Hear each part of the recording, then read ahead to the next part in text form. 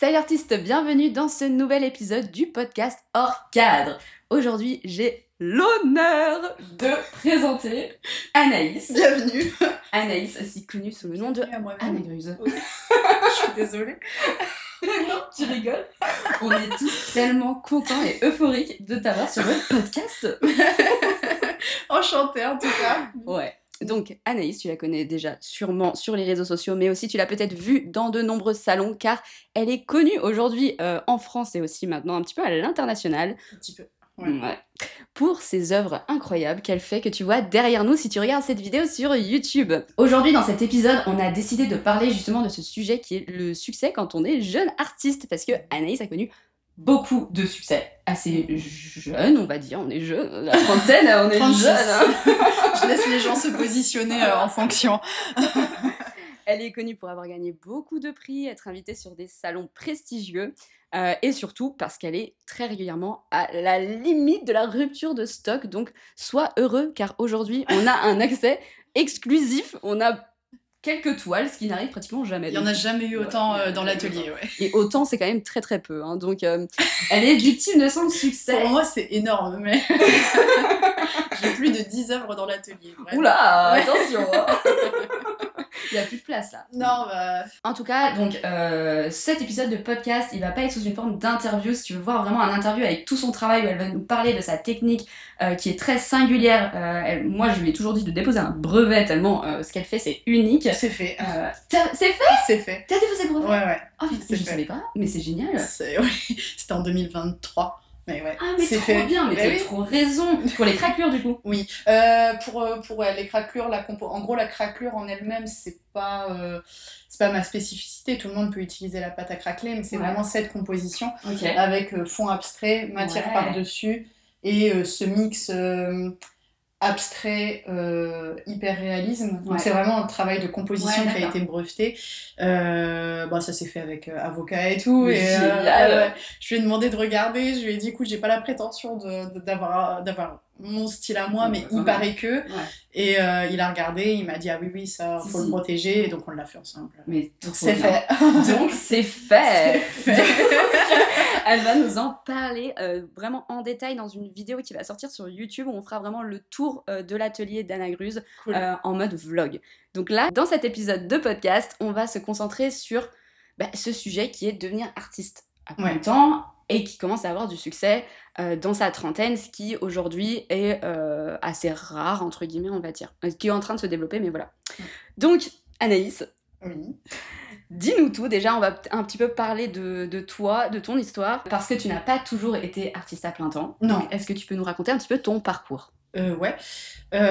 Pour démarrer, moi j'ai grandi dans une famille médecin, pharmacien, voilà, donc l'idée de partir dans l'art, c'était pas du tout forcément valorisé, parce que il y avait vraiment ce cliché de l'artiste qui est un peu miséreux dans sa vie, qui est un peu perdu, voilà, c'était pas un vrai métier. Donc ça a été un peu compliqué et j'ai accepté, j'avais la chance d'être bonne à l'école, donc j'ai pu partir sur des études d'ingénieur et j'ai travaillé en tant qu'ingénieur pendant 6 ans. Mais je savais que j'allais pas finir ingénieur toute ma vie. À côté, il y avait la peinture, le dessin, et en fait, j'étais vraiment bloquée par rapport à ça. L'idée de me lancer dans l'art, ça me bloquait. Déjà, je savais pas forcément ce que je voulais faire. J'étais partagée entre l'illustration de romans, la BD. Et puis la peinture. Donc tu faisais du dessin? Ah ouais, je dessinais tout le temps, je dessinais sur les cours, après les profs me foutaient la paix parce que j'écoutais quand même. mais je faisais que ça. Et j'avais mon oncle dont le nom de scène est Gruse, d'où le nom Anagruse. Oh, trop mignon. Mais son nom de scène est Gruse parce qu'il est comédien au théâtre, qui me disait mais toi tu seras pas ingénieur toute ta vie. Il a dit il y a un moment ou à un autre, il y a un monde dans lequel tu vas finir dans l'art, et c'est une phrase qui m'a portée pendant longtemps et qui me porte encore. Mais en gros il a donné un petit peu ce petit coup de pied qui était nécessaire pour se lancer.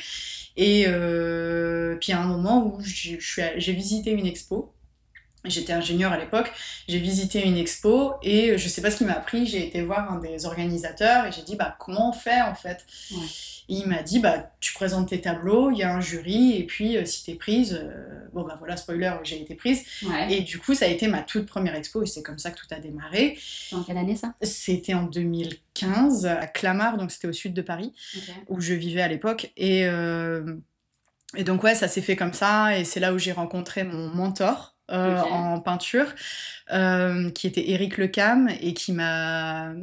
Enfin, j'ai fini rouge pivoine quand il m'a parlé. L'intimidation. Mais ouais, non, mais en fait, je le connaissais pas, hein, ce type.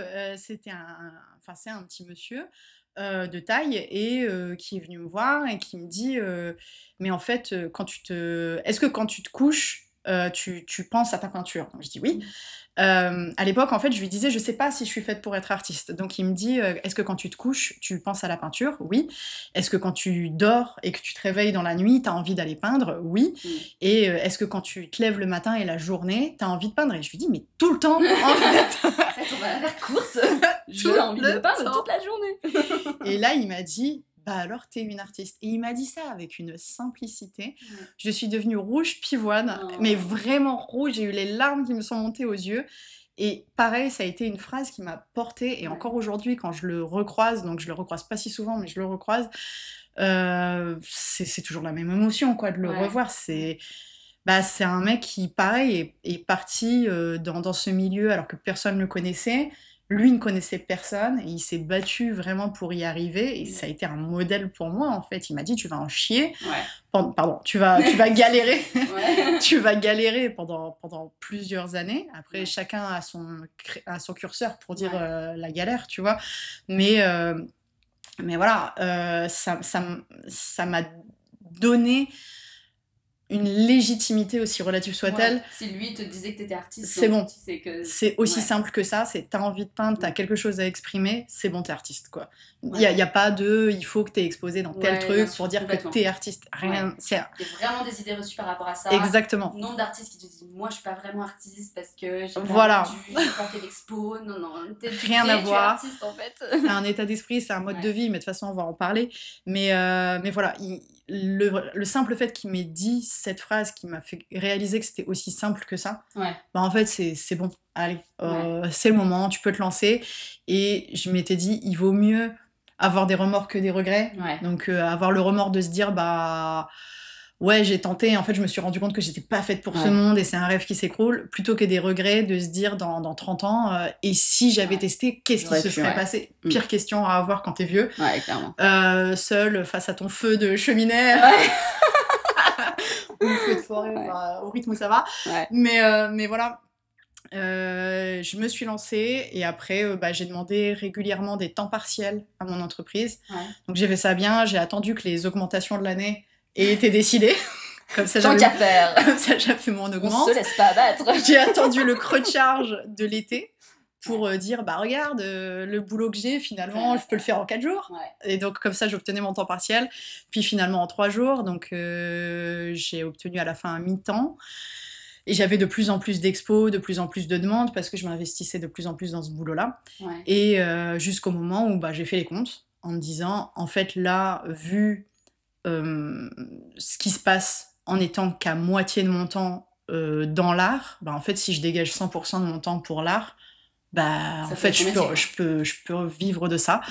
Et voilà, ça s'est fait comme ça. Et à partir de 2022, avec l'aide d'une agent qui m'a accompagnée pendant, que je dise pas de bêtises, 8 mois, pour, on va dire, mettre tout sur les rails, cadrer, gérer la paperasse, etc., les statuts et tout, à la fin, c'était bon, quoi. Et donc, 2022, je suis passée artiste à temps plein, et depuis, ça continue, et c'est top. Voilà. C'était en 2022 2022, c'est un peu quand on s'est rencontrés. J'avais l'impression que on s'est rencontrés 1 an avant, en 2021. Ah, t'étais... Ah, ouais. J'étais pas encore artiste à temps plein. Okay. Mais j'étais en temps partiel. Ok. J'étais pas loin. J'étais à ça. T'as décisif. C'était la passe D. Ouais. Et donc, quelles ont été les réactions de ton entourage, ta famille, quand tu leur as annoncé en fait, les gars, ingénieur, c'est bien, mais en fait, non, je vais être artiste à temps plein? Je leur ai pas annoncé tout de suite. Ils l'ont su en dernier. C'est triste, mais ils l'ont su en dernier. Parce que, alors, C'est triste sans l'être parce qu'en fait, c'est bienveillant de leur part, mais mes parents étaient très inquiets de, bah justement, de ce statut d'artiste à temps plein où tu as des revenus qui sont fluctuants par rapport à une vie de salarié, qui plus est ingénieur où tu sais que tu étais un peu à l'abri, même si c'est de moins en moins le cas, mais voilà. Et en fait, je savais que si je leur annonçais que j'allais passer à temps plein, ils allaient projeter sur moi plein de peurs.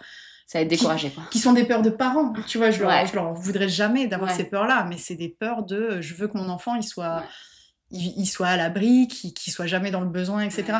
Et en fait, s'ils m'avaient projeté toutes ces peurs-là au moment de me lancer, mais en fait, j'aurais trimballé avec moi un sac qui n'est pas le mien. Tu vois ce que je veux dire? Et donc, j'ai préféré attendre 8 mois avant de leur dire.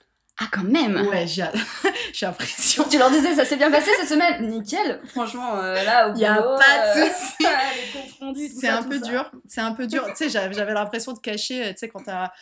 bon, bah, moi, j'ai eu mes premiers copains assez tard. Mais tu sais, tu vis ta relation pendant quelques mois avant de dire, bon, maman, je vais te présenter quelqu'un. Bref, voilà. Donc, j'ai caché ça pendant quelques mois. Et en fait, au bout de ces quelques mois, et c'est pour ça que je dis, c'est triste, mais pas tant, c'est que au bout de ces quelques mois, je suis arrivée, bah, papa, maman, en fait, ça fait plusieurs mois que je ne suis plus ingénieure et que je vis à plein temps et regardez, ben, mon salaire à la fin de l'année, enfin mon salaire, mon revenu à la fin de l'année, regardez, il y a tout qui va bien. Et en fait, ça a permis à mes parents de passer par cette phase de « Ah, en fait, ça va ». Voilà. Ils n'ont pas eu à vivre ce stress de mon Dieu, comment ça va se passer. Et c'est en fait, ça va, ma fille, elle gère. Et ok, bah, si c'est ça qui la rend heureuse, pardon, bah, c'est ok en fait. Et après, je les ai invités à une remise de prix de l'Académie Arts Sciences Lettres qui a lieu à l'Hôtel Intercontinental à Paris. C'est le truc, tu sais, c'est... Et oui, voilà, les dorures, 100 mètres sous plafond, enfin, tu vois le truc. Et là, tu vois tes parents qui arrivent avec enfin, mes parents et ma sœur, qui arrivent bien sapés, tu vois, parce que, bah voilà, c'était un beau lieu, c'est une cérémonie, enfin, c'est une académie, etc. Et en fait, tu vois dans le regard de tes parents, et même toi, en tant qu'artiste, de dire, bah, vous voyez, artiste, c'est pas le mec qui vit sous les ponts. Ça peut être ça, en fait. Ça peut être ça. Mais après, voilà, on va en parler, t'as beaucoup de paillettes, t'as des trucs qui sont très beaux en apparence et qui, derrière, vont pas forcément t'apporter grand-chose. Et des trucs qui sont très modestes, et en fait, ça va t'apporter mais un millier de portes ouvertes. Voilà, mais c'est que, pour moi, la vie d'artiste, c'est une affaire d'opportunité, c'est un tempérament d'aventure. Donc voilà. C'est un métier qui aujourd'hui n'est pas tant connu, en fait. Je pense que beaucoup de gens ont une représentation, même nous les premières. Moi, la première, quand je me suis lancée, je sais c'est quoi vivre de son art, c'est quoi d'être artiste à plein temps. On s'imagine plein de choses, mais en fait la réalité est très différente et en plus elle peut varier d'un artiste exactement à l'autre. Ce que j'allais dire, c'est t'as plein de réseaux parallèles, t'as pas la vie d'artiste, c'est pas un seul réseau, t'as plein de réseaux parallèles, t'as plein de façons de vivre de ton art. Y en a, ça va être par la pédagogie, y en a, bah, comme moi, ça va être vraiment par la création pure. T'en as, ça va être par l'accompagnement d'artistes, bah, comme toi, tu vois, typiquement.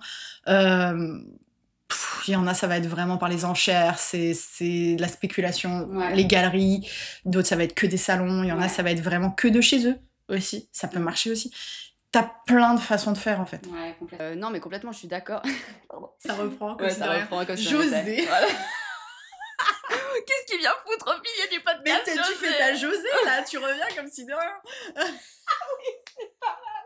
Je l'avais pas compris comme ça. C'est pas ta José. José, oh mon dieu, je vais tellement sentir ça maintenant. Ça va rester. Bon, ça va rester. Allez. Je suis complètement d'accord, de toute façon, il y a plein de manières de vivre de son art et de se développer. Encore plus aujourd'hui, maintenant qu'il y a les réseaux sociaux. Encore une nouvelle corde à son arc. Qu'est-ce qui, pour toi, a fait que tu as connu ce succès assez tôt dans ta carrière d'artiste?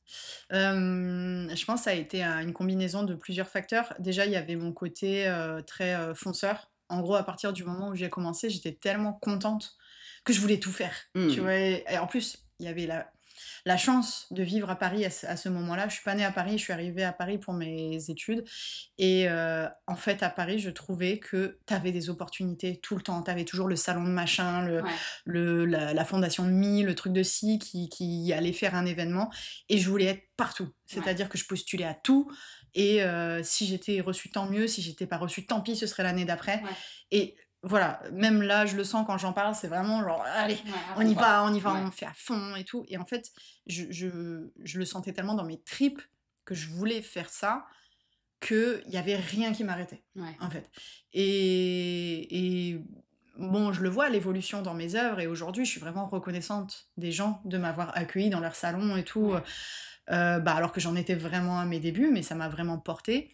Après, il y a eu le fait d'entendre les gens parler de l'art et de comprendre petit à petit les choses et en fait, de me sentir accueillie alors que j'ai fait aucune étude là-dedans. Mm. Et de me dire, bah en fait, je peux être qui je veux, Ouais. c'est bon. Tu vas Donc, faire ta place, quoi. voilà, donc je pense qu'il y a ça qui m'a porté. Il y a vraiment ça qui m'a porté et qui m'a donné énormément d'énergie. Je pense que l'énergie, c'est vraiment le pilier central. Ouais. L'énergie que tu veux apporter, la conviction que tu as dans ce que tu fais.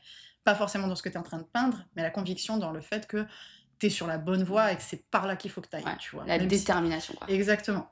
Après, il y a eu assez tôt le fait que bah, la craquelure est arrivée dans mon style avec ce truc qui m'a démarqué. Cette composition de surépaisseur et de mélange entre abstrait et hyper-réalisme qui a fait que j'ai gagné un prix, puis deux, puis trois, parce que c'était nouveau et que les gens disaient, enfin les critiques ou les gens qui regardaient ce que je faisais disaient c'est quelque chose de nouveau dans l'art animalier qu'on n'a pas encore vu. Donc ça m'a aussi porté et ça a fait que ça m'a rendu visible. Ouais. Et puis après, il y a tout le travail de l'ombre, qui est le travail de communication, le travail de mise en valeur de ce que tu fais, en fait, et la communication sur les réseaux sociaux. Et je suis persuadée qu'aujourd'hui, un artiste qui veut se donner les moyens de réussir, ça ne veut pas dire qu'il va réussir, mais qui veut au moins se donner les moyens de réussir, doit utiliser l'atout énorme que sont les réseaux sociaux, que ce soit via LinkedIn, que ce soit via YouTube, que ce soit via Instagram ou via Facebook, peu importe, l'artiste en question doit trouver le réseau social qui lui convient, la manière de communiquer qui lui convient. Moi, en ce qui me concerne, ça va plutôt être Instagram et YouTube, mais il y en a d'autres, ça va être LinkedIn. Il y a pas, là encore une fois, il n'y a pas de chemin prédéfini, chacun trouve le sien, mais ça a été un élément déterminant. Selon moi, ça a été un élément déterminant. Ouais, complètement. Non, mais les réseaux sociaux aujourd'hui, c'est trop important, mais c'est couplé avec la présence en physique sur les salons. Exactement. Parce que les deux vont de pair. Si t'es uniquement sur les réseaux sociaux, en tout cas dans mon expérience, je trouve que tu peux y arriver. Hein. J'ai rencontré d'autres artistes qui vraiment ont percé uniquement sur les réseaux sociaux et qui en vivent vraiment trop bien, quoi. C'est un truc de fou. C'est un truc de fou. Je pense que tu peux avoir le truc du jour au lendemain, faire le buzz et que ça parte. C'est plus rare. Je pense que le fait d'être en salon te permet de crédibiliser un petit peu tout ce que tu fais et te dire bon bah moi je suis active, je suis pas une arnaque parce que sur les réseaux sociaux tu peux tomber sur tout et n'importe quoi. Tu peux tomber sur quelqu'un, lui acheter un tableau, jamais la recevoir et te dire oh mon dieu quand tu commences à vendre à des centaines de milliers d'euros, faut quand même convaincre les gens d'acheter. Enfin moi les clients qui achètent en ayant vu la toile que sur les réseaux, qui ne m'ont jamais vue, qui ne m'ont jamais parlé, qui ne m'ont jamais vu mon travail en vrai, je me dis, honnêtement, ça c'est juste la crédibilité du fait qu'ils me voient tous les jours et que j'ai été présente en physique et donc ils se disent, bon bah, je vois sur les vidéos qu'elle a été présente en physique, donc je lui fais confiance. Oui. Tu vois ce que je veux dire ? C'est ça. Et aussi, par rapport à... Bah, c'est l'effet que ça t'a fait justement quand t'es venu là à l'atelier et que t'as vu les œuvres en vrai et que t'as vu la matière, que t'as eu ce ressenti justement qui va plus loin que juste la photo en 2D. Rien à voir, hein. Voilà. Je vous recommande, hein. Je vous recommande de venir faire un tour. Hein. Je me sens VIP. Non mais quand tu les vois en vrai, moi ce qui m'interpelle, pardon je pars sur la technique, rien à voir, mais parce que c'est très intéressant, quand tu les vois en vrai, en fait sur une toile on a l'habitude de voir le grain, et moi en plus on voit le grain sur mes toiles, ça donne vraiment le côté toile brute, tu peins sur une toile. Toi sur les tiennes, vu que tu utilises cette couche de craquelure, qui je ne sais toujours pas quelle matière c'est, on le saura dans le vlog, on va pas le dévoiler ici, faut regarder sur YouTube. En fait, ça lisse complètement la partie qui a été peinte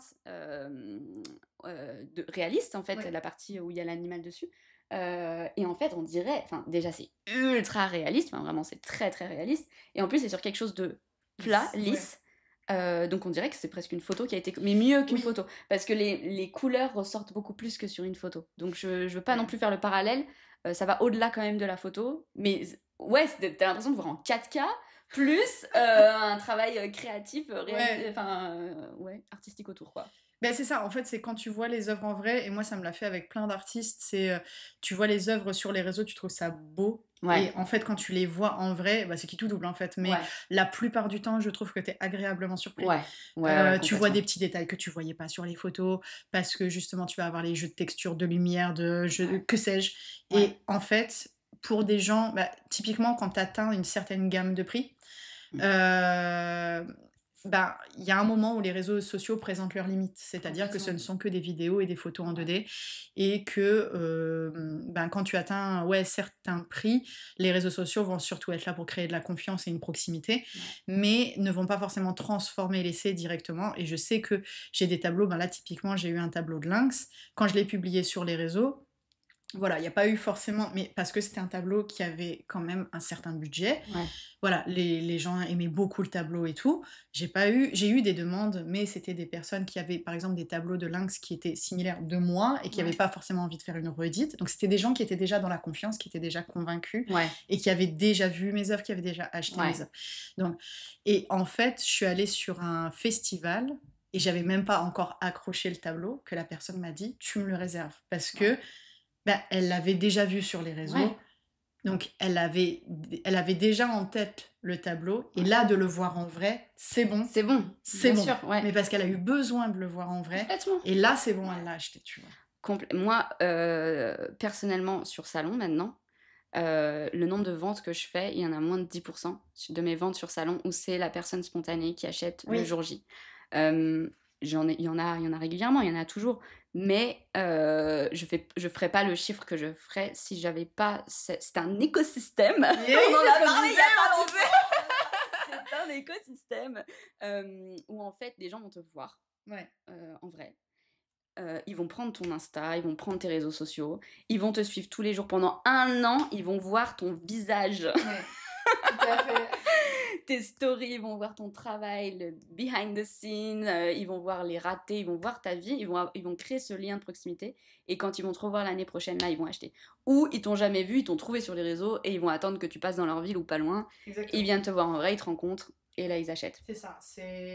En fait, c'est important de savoir qui est derrière l'œuvre, parce que mine de rien, tu achètes un bout de l'artiste. Ouais, complètement. Enfin, moi, en tout cas, je le vois comme ça. Moi, je mets une partie de moi dans mes œuvres, et quelqu'un qui m'achète une œuvre, j'aime bien savoir qui c'est, qui va avoir son tableau chez moi. Donc, je comprends complètement que quelqu'un qui achète un tableau d'un artiste veut savoir à qui il l'achète. Ouais, bien sûr. Et donc, bah, mine de rien, tes réseaux, c'est pas uniquement un portfolio pour dire « Ah, regardez, j'ai fait une nouvelle œuvre », et puis derrière, voilà, bien sûr. Qui veut l'acheter, l'achète. C'est pas le but.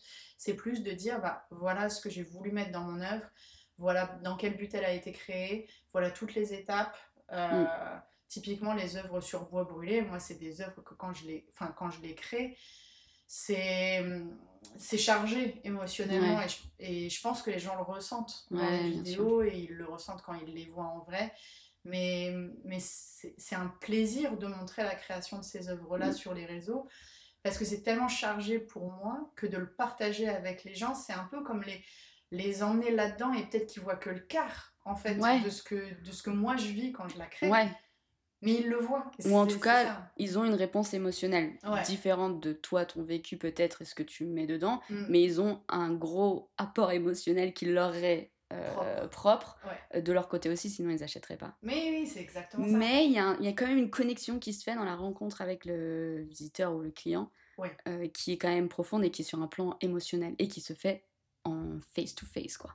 Oui, c'est ça. Et après, bon, c'est la difficulté, je trouve, quand tu es artiste et que tu t'auto-représentes, c'est que tu dois être capable, en fait, de jongler entre ce côté émotionnel et puis, à un moment, bah, tu as le côté entrepreneur, en business. Fait, alors, j'aime pas le dire comme ça, mais quand tu gères ton entreprise, bah, il y a un moment, bah, la personne, elle va avoir besoin de connaître les modalités d'acquisition. Mais bien sûr. Et là, bah, tu switches en fait entre des casquettes, entre dire, bah écoutez, voilà, le règlement il peut se faire comme ça, la livraison elle peut se faire comme ça, et là, t'es l'artiste, mais tu n'as plus cette casquette d'artiste, là, tu as cette casquette de chef d'entreprise. Et en fait, je trouve que c'est un obstacle pour pas mal d'artistes avec qui j'ai discuté, qui soit ont cette difficulté justement d'avoir cette casquette de chef d'entreprise ou de commercial, parce que c'est pas quelque chose qui est très bien connoté, surtout en art, et je le comprends complètement, et qui vont être très attachés à leur casquette artistique, et ça je le comprends aussi, mais il y a certains moments où c'est nécessaire, et ça peut être fait tout en douceur, ça peut être fait avec émotion, ça peut être fait avec beaucoup d'empathie, sans qu'on arrive dans un discours de purement... t'es dans un magasin, tu veux acheter tu vends pas des tapis crème, enfin voilà, tu vendeur de tapis. Voilà, pas les crèmes, on n'est pas dans le cosmétique. On n'est pas dans le cosmétique. C'est un discours non genré. Non, mais je suis complètement d'accord. Je pense que c'est clairement une des grandes difficultés de tout artiste qui se lance. C'est de réaliser qu'en fait, malheureusement, quand tu veux devenir pro avec l'objectif de vendre, si tu veux juste être artiste, nickel, tu exposes, nickel, tu montres tes toiles, tu veux te faire connaître, tu vas ressentir cette connexion émotionnelle, super. C'est très beau, et c'est beau et pur comme démarche. Dès que tu veux passer dans l'aspect vente, en fait, si malheureusement tu ne fais pas face à ce que ça va te demander, et c'est du business. Je sais que c'est un mot qui est négatif dans le monde de l'art, c'est pour ça que je le sors comme ça, mais en fait, c'est juste être réaliste. Parce qu'il n'y a pas de... pour moi, tu peux pas être juste artiste et te dire, bon, on va m'acheter mes toiles. Je suis tellement trop forte que les gens vont adorer, vont acheter du jour au lendemain. Non, en fait, t'es obligé d'avoir ce côté-là où t'es entrepreneur, tu as une stratégie derrière ton entreprise, pas quand tu parles à la personne, mais de manière générale en gérant ton entreprise. Et puis tu dois te confronter à parler d'argent, à parler de logistique, à fixer tes prix, des choses qui te mettent mal à l'aise. Mais honnêtement, c'est intéressant aussi. Enfin, moi, je trouve que c'est tout autant intéressant. Mais c'est une double casquette. Moi, je trouve que c'est assez vertigineux, la gestion d'entreprise, parce que tu te rends compte qu'il y a des aspects qui sont rédhibitoires, qui sont rébarbatifs, etc. Mais après, moi, je le vois moins comme un business et comme le fait de vendre, parce qu'il y a aussi cette dimension d'engagement pour la vie animale, donc j'aurais du mal à dire que c'est un business ou que c'est de la vente. Mais je le vois plus comme donner envie d'acquérir. Tu vois, donner envie de s'approprier, donner envie d'acquérir et donner envie de mettre du sens sur une acquisition. Et au final, quand tu vois les choses comme ça, si ça peut lever des verrous chez certaines personnes, quand tu vois les choses comme ça, en fait, t'as plus du tout cet aspect business, t'as plus cet aspect, je te donne envie que mon travail résonne tellement avec tes valeurs, tes enjeux, ton histoire, que tu as envie de l'emporter chez toi.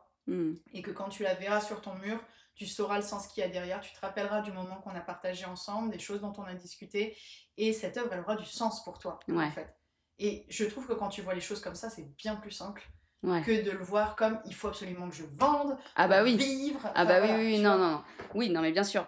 T'as besoin d'avoir une stratégie et de réfléchir à ces aspects-là. Mais maintenant, si t'es focalisé uniquement sur vendre, ça se voit à 1000 km. Et d'ailleurs, on va en parler. On va en parler dans la suite de cet épisode sur justement comment ça peut se passer en expo avec cette pression de vente. Parce que malheureusement, on a plein d'aspects positifs en tant qu'artiste pro, etc. Mais il existe aussi des côtés négatifs.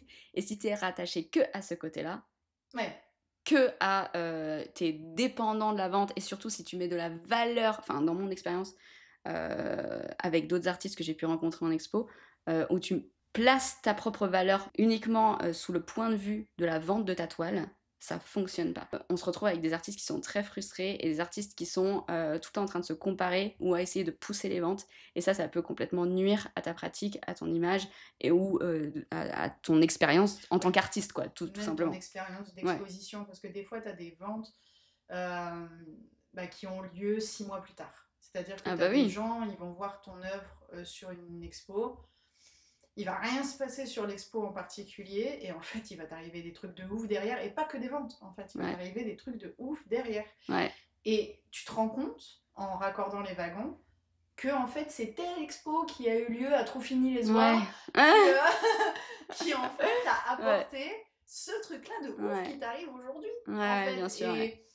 Et en fait, si ton seul marqueur de réussite est basé sur la vente, bah, tu vas être découragé très très vite. Ah bah oui. Tu vas être découragé très très vite. Ouais. Surtout quand tu démarres, ou si jamais tu démarres avec des tarifs qui sont un peu costauds, bah ouais, si tu te bases là-dessus, des fois tu vas avoir des traversées du désert. Ouais.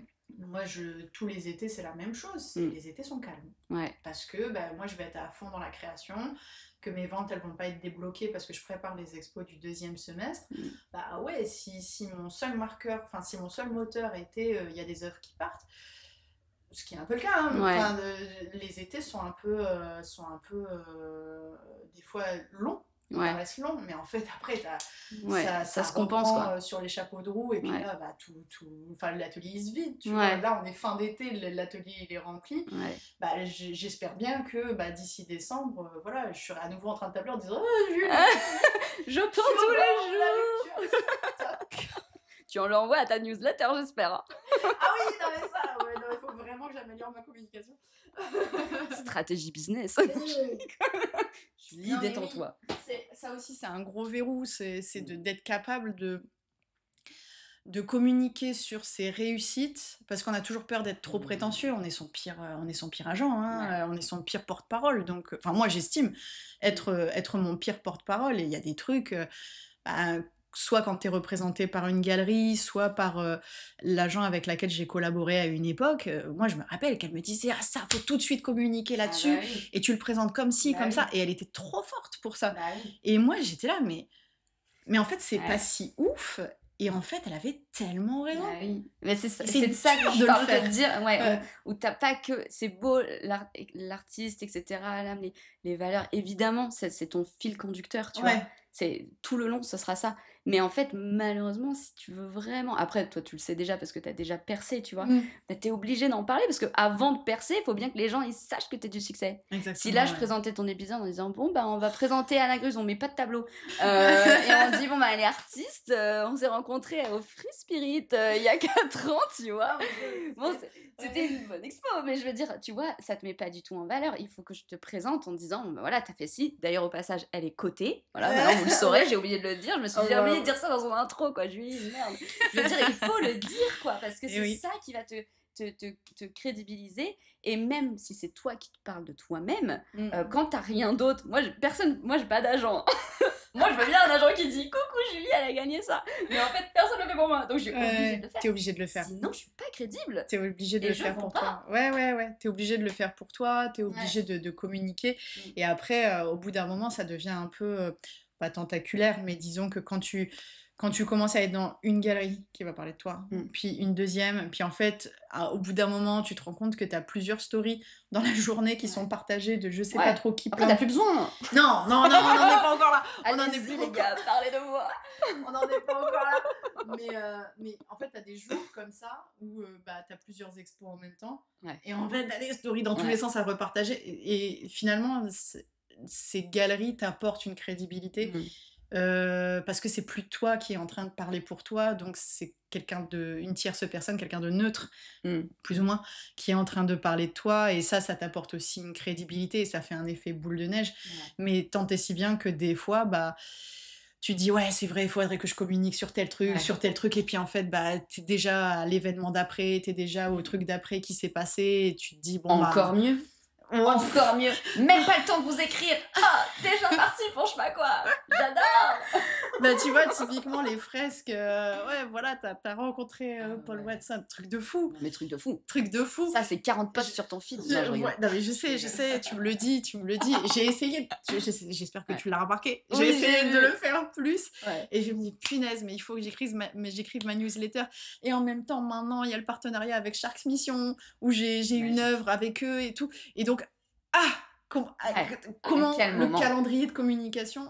Et en fait, au bout d'un moment, tu te dis, mais si je m'écoutais et si je devais communiquer sur tout, mais je passe ma journée à communiquer, je peins plus, en fait. Il y a des phases comme ça où tu te dis, faut calmer, tu vois. Moi, j'ai remarqué, on part totalement off sujet, mais je me suis un peu emballée. Non, mais t'as complètement raison. C'est un sujet qui est trop intéressant. Oui. pas le sujet de l'épisode, mais on y reviendra juste après, de petit aparté.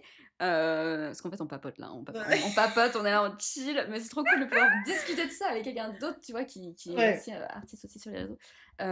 Moi, c'était tellement chronophage les réseaux sociaux. Maintenant, j'ai un calendrier de contenu. Oui, je fais mon contenu lundi matin, j'ai 4 heures pour faire 10 posts pour ma semaine. Je fais 10 posts semaine, hein, tu te rends compte? Je rêve de ça. Ouais, mais j'y arrivais jamais avant de faire 10 posts semaine. Je fais 7 réels, 3 carousels par semaine, hors story. Et je les programme en 4 heures sur Instagram, TikTok, tu peux pas programmer mais ça part en brouillon, Instagram, TikTok, YouTube, et 3 sur LinkedIn et Facebook. Et lundi matin, j'ai fini ma com de la semaine et c'est possible parce que moi, rien que pour monter une vidéo, quand je vois tous mes rushs, une vidéo à monter, ça peut me prendre tellement de temps. Ah, mais j'ai l'impression de faire... Moi, en fait, moi, je suis artiste. Hein. Moi, je suis monteur vidéo et entrepreneuse. Okay. Je me vois même plus artiste. Vraiment, après, j'adore ça. Je dis pas que tous les artistes doivent faire ça. Pas du tout, attention. Mais j'adore aussi toute cette partie-là. Oui, il y a ça aussi qui joue. Qui joue. Mais la création de contenu, enfin les vidéos, bah, je te dis, j'en fais en permanence, même là, sur YouTube et tout. Donc l'édition, ça va quand même assez rapidement. Et je regarde mes vidéos, il n'y a pas beaucoup de montage. Hein. Il y avait du montage dans certaines vidéos YouTube, et j'ai arrêté de faire ça parce que moi, les gars, je passe 20 heures à vous éditer une vidéo hilarante. Je suis mon meilleur public, je me fais rire toute seule, je fais rire personne, mais je me fais rire. Elle fait 3 likes. Elle fait 150 vues, tu vois. Je pompe une vidéo avec 0 edit et là, ça fonctionne, quoi. Tu vois, donc maintenant, j'en ferai toujours parce que j'aime bien ça. Des fois, faut pas se casser la tête. Hein. Des fois, faut pas se casser. Même mes vlogs, tu vois, mes vlogs me prennent énormément de temps d'édition vidéo. Les vlogs, mais... C'est genre 1 mois d'édition. Enfin, vraiment, c'est énorme. C'est des dizaines d'heures d'édition vidéo. Et en fait, aujourd'hui, sur ma chaîne YouTube, c'est pas ça qui va forcément fonctionner. Non. Donc, en fait, à un moment donné, il faut prioriser. Tu regardes ce qui fonctionne et puis tu t'adaptes. Ouais, je comprends. On revient sur le sujet. Exactement. Donc... Il va être nuit quand on va finir. C'est clair. On va maintenant repartir sur les expos. On va en parler parce que c'est vraiment un sujet, je pense, qui est méconnu. Personnellement, je ne m'y attendais pas quand j'ai commencé. Je ne connaissais rien au milieu. Je viens pas du tout du milieu de l'art non plus.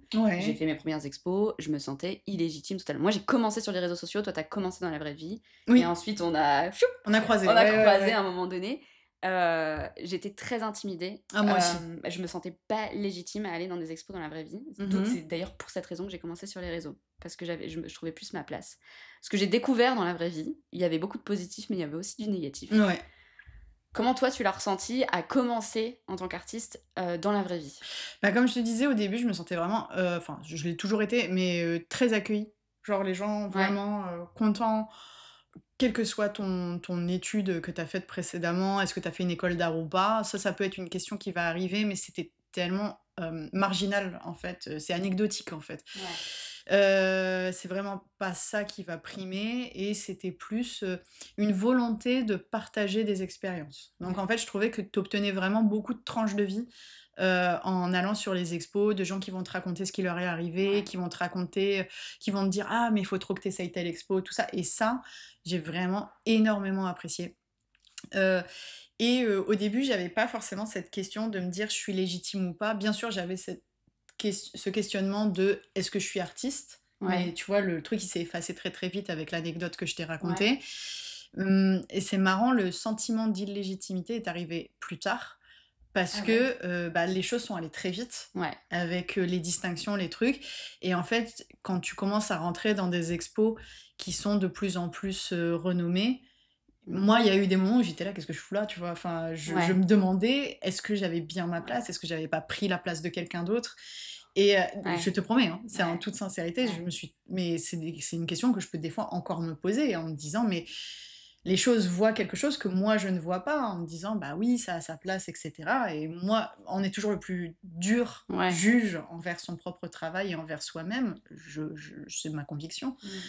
Et du coup, moi, avec le jugement que je peux porter sur mon travail, à me dire mais non, mais ça va pas, ça il faudrait que tu l'améliores, ça c'est trop kiki, enfin c'est trop mignon, les trucs comme ça, je me dis mais non, je peux pas être dans cette expo-là. Et pourtant, on te dit, bah si, vas-y, rentre dedans. Donc, j'ai ce ressenti-là vis-à-vis des expos, de me dire, il y a quand même une sorte d'ouverture. Mhm. Après, il y a, comme on disait, des réseaux très différents. Donc, tu vas avoir le réseau des salons, tu vas avoir le réseau des foires, tu vas avoir le réseau des galeries.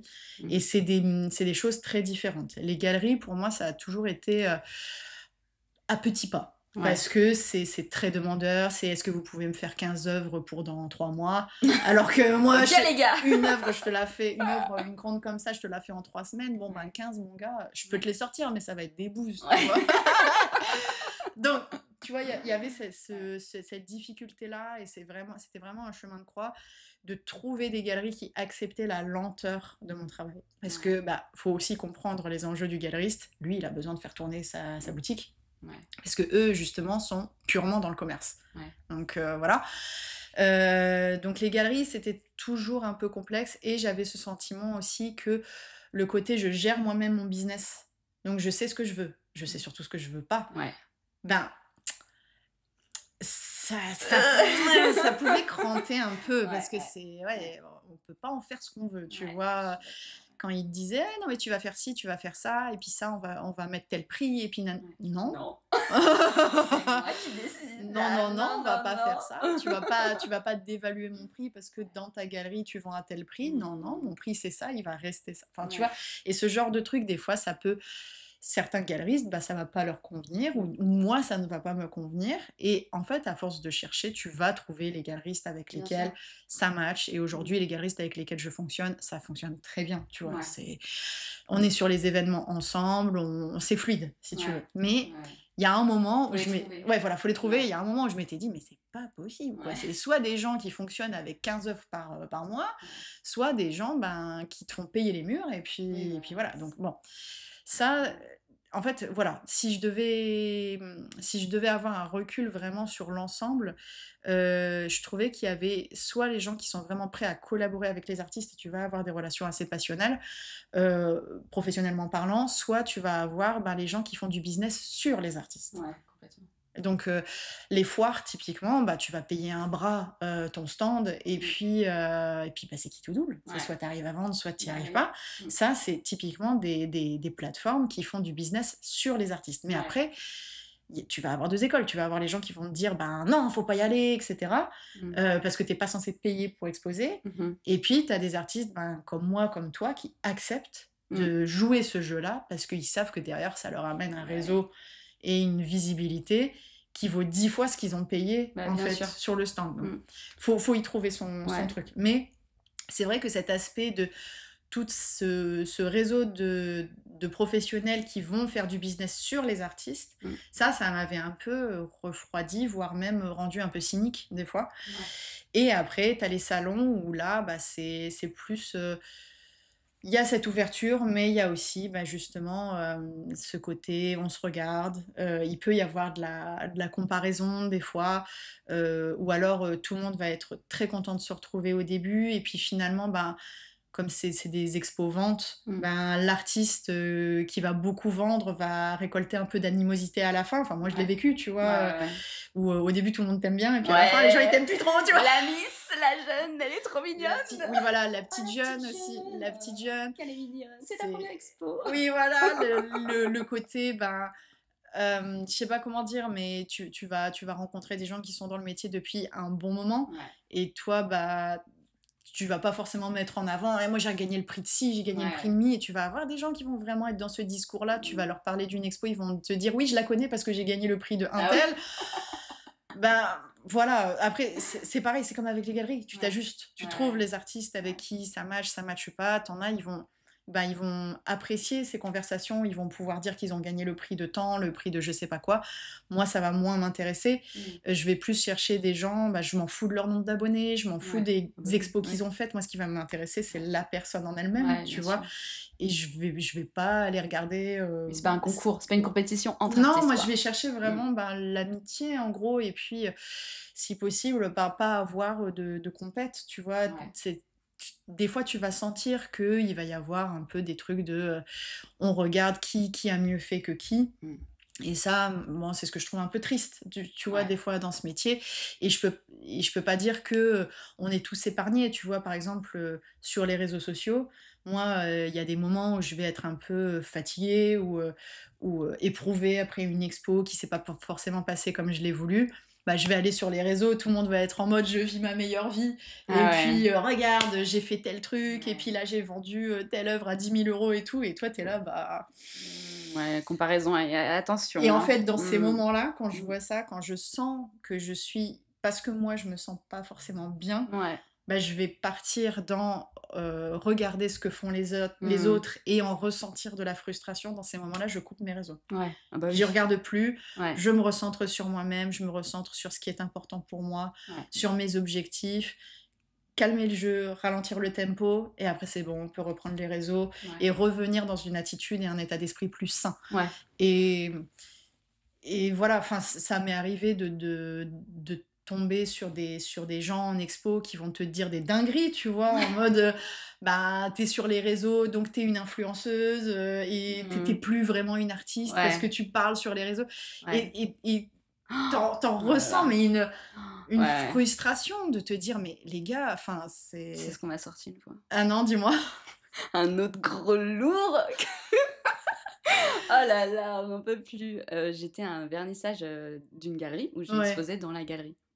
Et un gars qui m'a dit non mais de toute façon toi t'as du succès parce que tu montes ton cul sur les réseaux sociaux. Ah ouais, non mais le grand classique. Je mets sur la vidéo à laquelle il fait référence. Hein. Je suis full habillée avec une doudoune rose qui va jusqu'au genou. Hein. Genre j'ai même on voit mes chaussettes et tout. Genre vraiment je suis habillée de la tête aux pieds avec un tableau. Oui.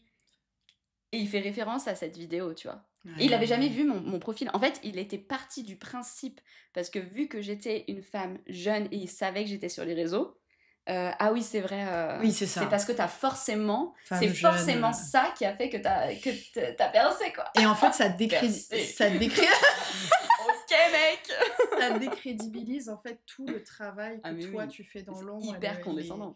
Les soirs où tu termines à minuit parce que bah voilà, tu dois préparer tes expos, parce que t'es dur avec toi-même, t'es exigeant avec toi-même, parce que tu fais toute ta com, toutes tes newsletters et tu fais.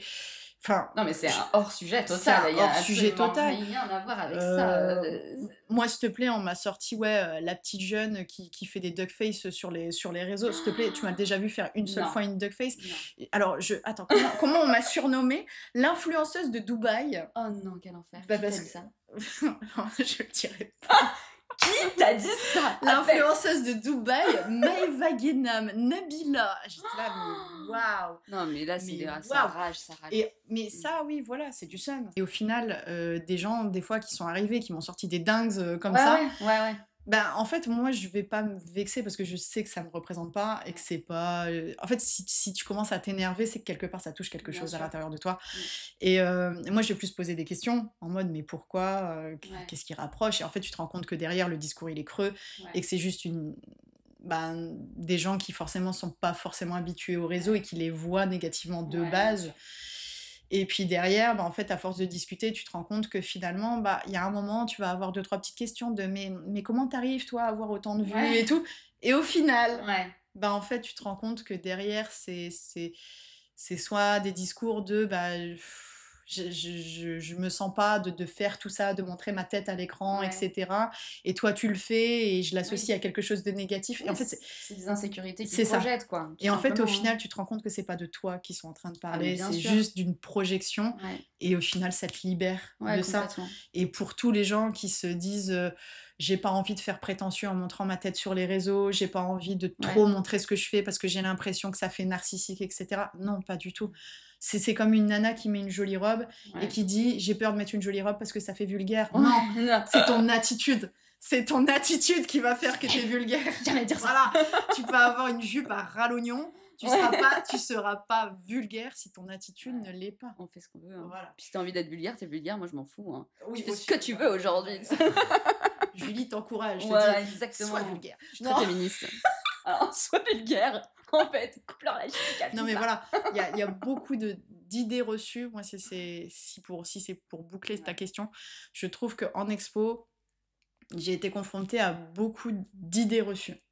et de clichés qu'il peut y avoir. Et moi, je trouve ça dommage parce que ça enferme les gens et ça disperse l'énergie, alors que ton énergie, tu peux la concentrer sur ton art, tes enjeux, ce que tu as envie de faire, ce que tu as envie d'exprimer, ce que tu as envie de transmettre. Parce qu'au final, c'est que ça, l'art, pour moi, c'est de transmettre quelque chose. Ouais, complètement. Donc, stop regarder ce qui se passe chez le voisin, stop demander, et toi, tu vends à combien pour aligner tes prix dessus? Que dalle, tu vois, ce genre de truc. Ah non, mais ça... Alors, t'as vendu, j'ai une cour. Alors t'as vendu, t'en as vendu combien? Ah, moi, j'en ai vendu une. Ah, franchement, c'est horrible parce que moi, quand je suis arrivée et que j'ai fait mes premières expos, j'étais hyper naïve dans le milieu. Je venais de milieux très toxiques et masculins et très difficiles, enfin, l'armée, tout ça. Et c'est vrai que quand je suis arrivée dans l'art, je me suis dit, enfin, un monde libre et sain et bisounours. Non, c'est un monde sans partage. Non, c'est un monde sans scrupules. En fait, je suis arrivée dedans pour raconter ma première petite expérience où du coup j'avais un syndrome de l'imposteur gigantesque à l'époque. À l'époque. Plus maintenant. Non, faut couper là tous les trucs qui nous empêchent de vivre notre meilleure vie, vraiment. C'est de l'énergie perdue. Exactement. Et en fait, j'étais partie sur une expo pour rencontrer une artiste qui était reconnue parce qu'elle exposait à Art Capital, quoi. Et vraiment, elle avait été invitée et tout. Donc pour moi, j'étais là. Oh my god, je vais au pied de la Tour Eiffel, je vais rencontrer cette grande artiste. Et j'étais pas du tout encore à plein temps. Je venais de faire ma rupture conventionnelle de mon ancien job.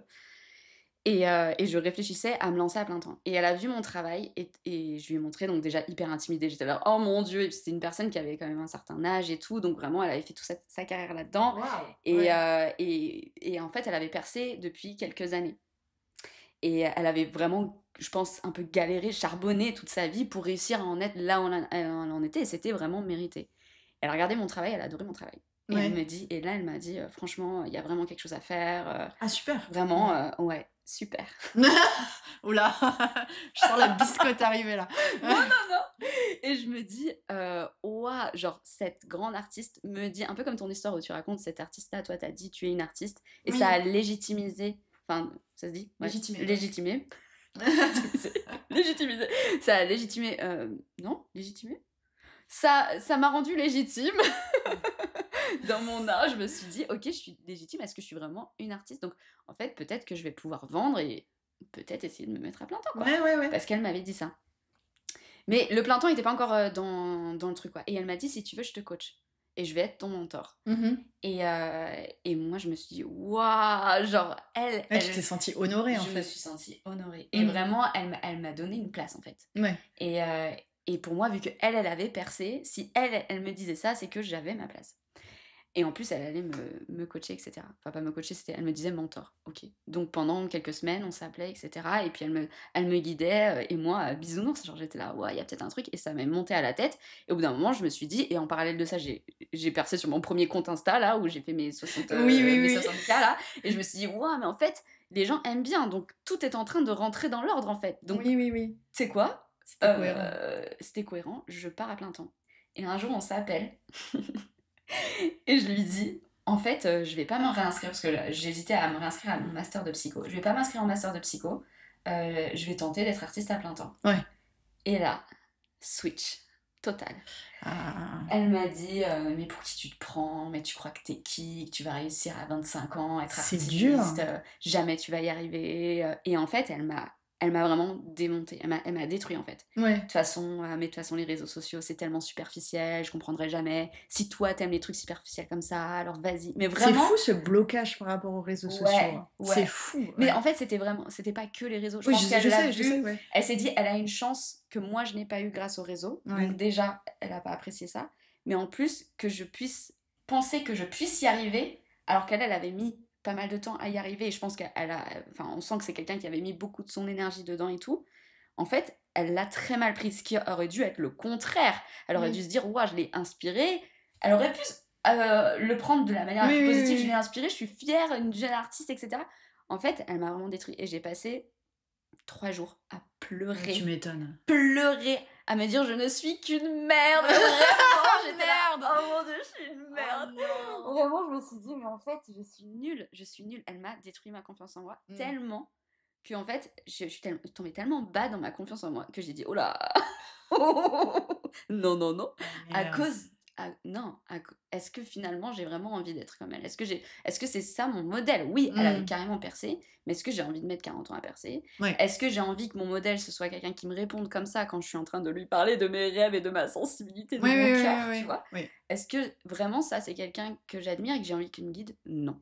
Et de ce jour-là, elle m'a donné mais la force Ah, je m'en de me rappelle. dire: «Oh mon Dieu, plus jamais!» Ouais, Et ouais. depuis, j'ai plus jamais laissé quelqu'un me parler comme ça et je suis allée à fond, quoi. Mais par contre, ça m'a déconstruit cette idée du monde de bisounours qu'était Ouais. l'art, en me disant: «OK, il y a des requins qui ne veulent pas te voir réussir, qui se sont confirmés en expo». J'ai vraiment eu aussi 2 expériences, c'est-à-dire des artistes qui m'ont poussée et qui m'ont vraiment aidée. Mmh. Je pense à une que j'ai rencontrée sur La Rochelle, qui, quand elle a vu mon travail, typiquement vraiment l'extrême inverse.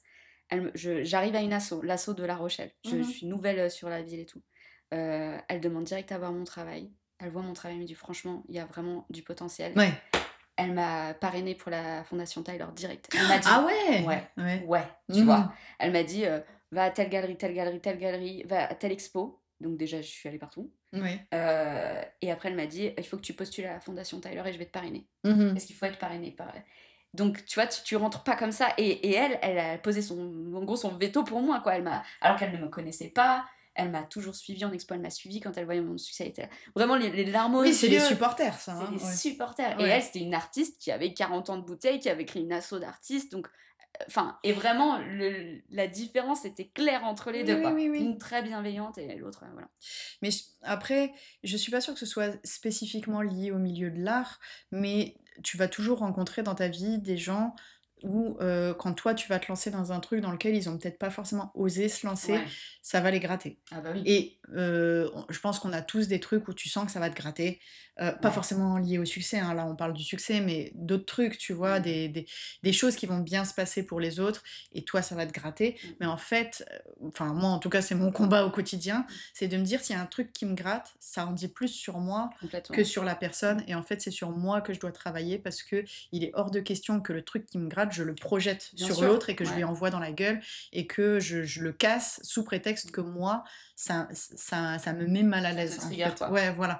Je sais pas sur... Ça, c'est de l'intelligence émotionnelle. Ouais. Malheureusement, beaucoup de gens n'ont pas. Bon, beaucoup de gens l'ont et ça se travaille avec le développement personnel, la thérapie. Je pense que de Ouais. plus en plus de personnes vont être capables de se dire ok, là, je ressens peut-être de la comparaison, je suis mal à l'aise, je suis frustrée.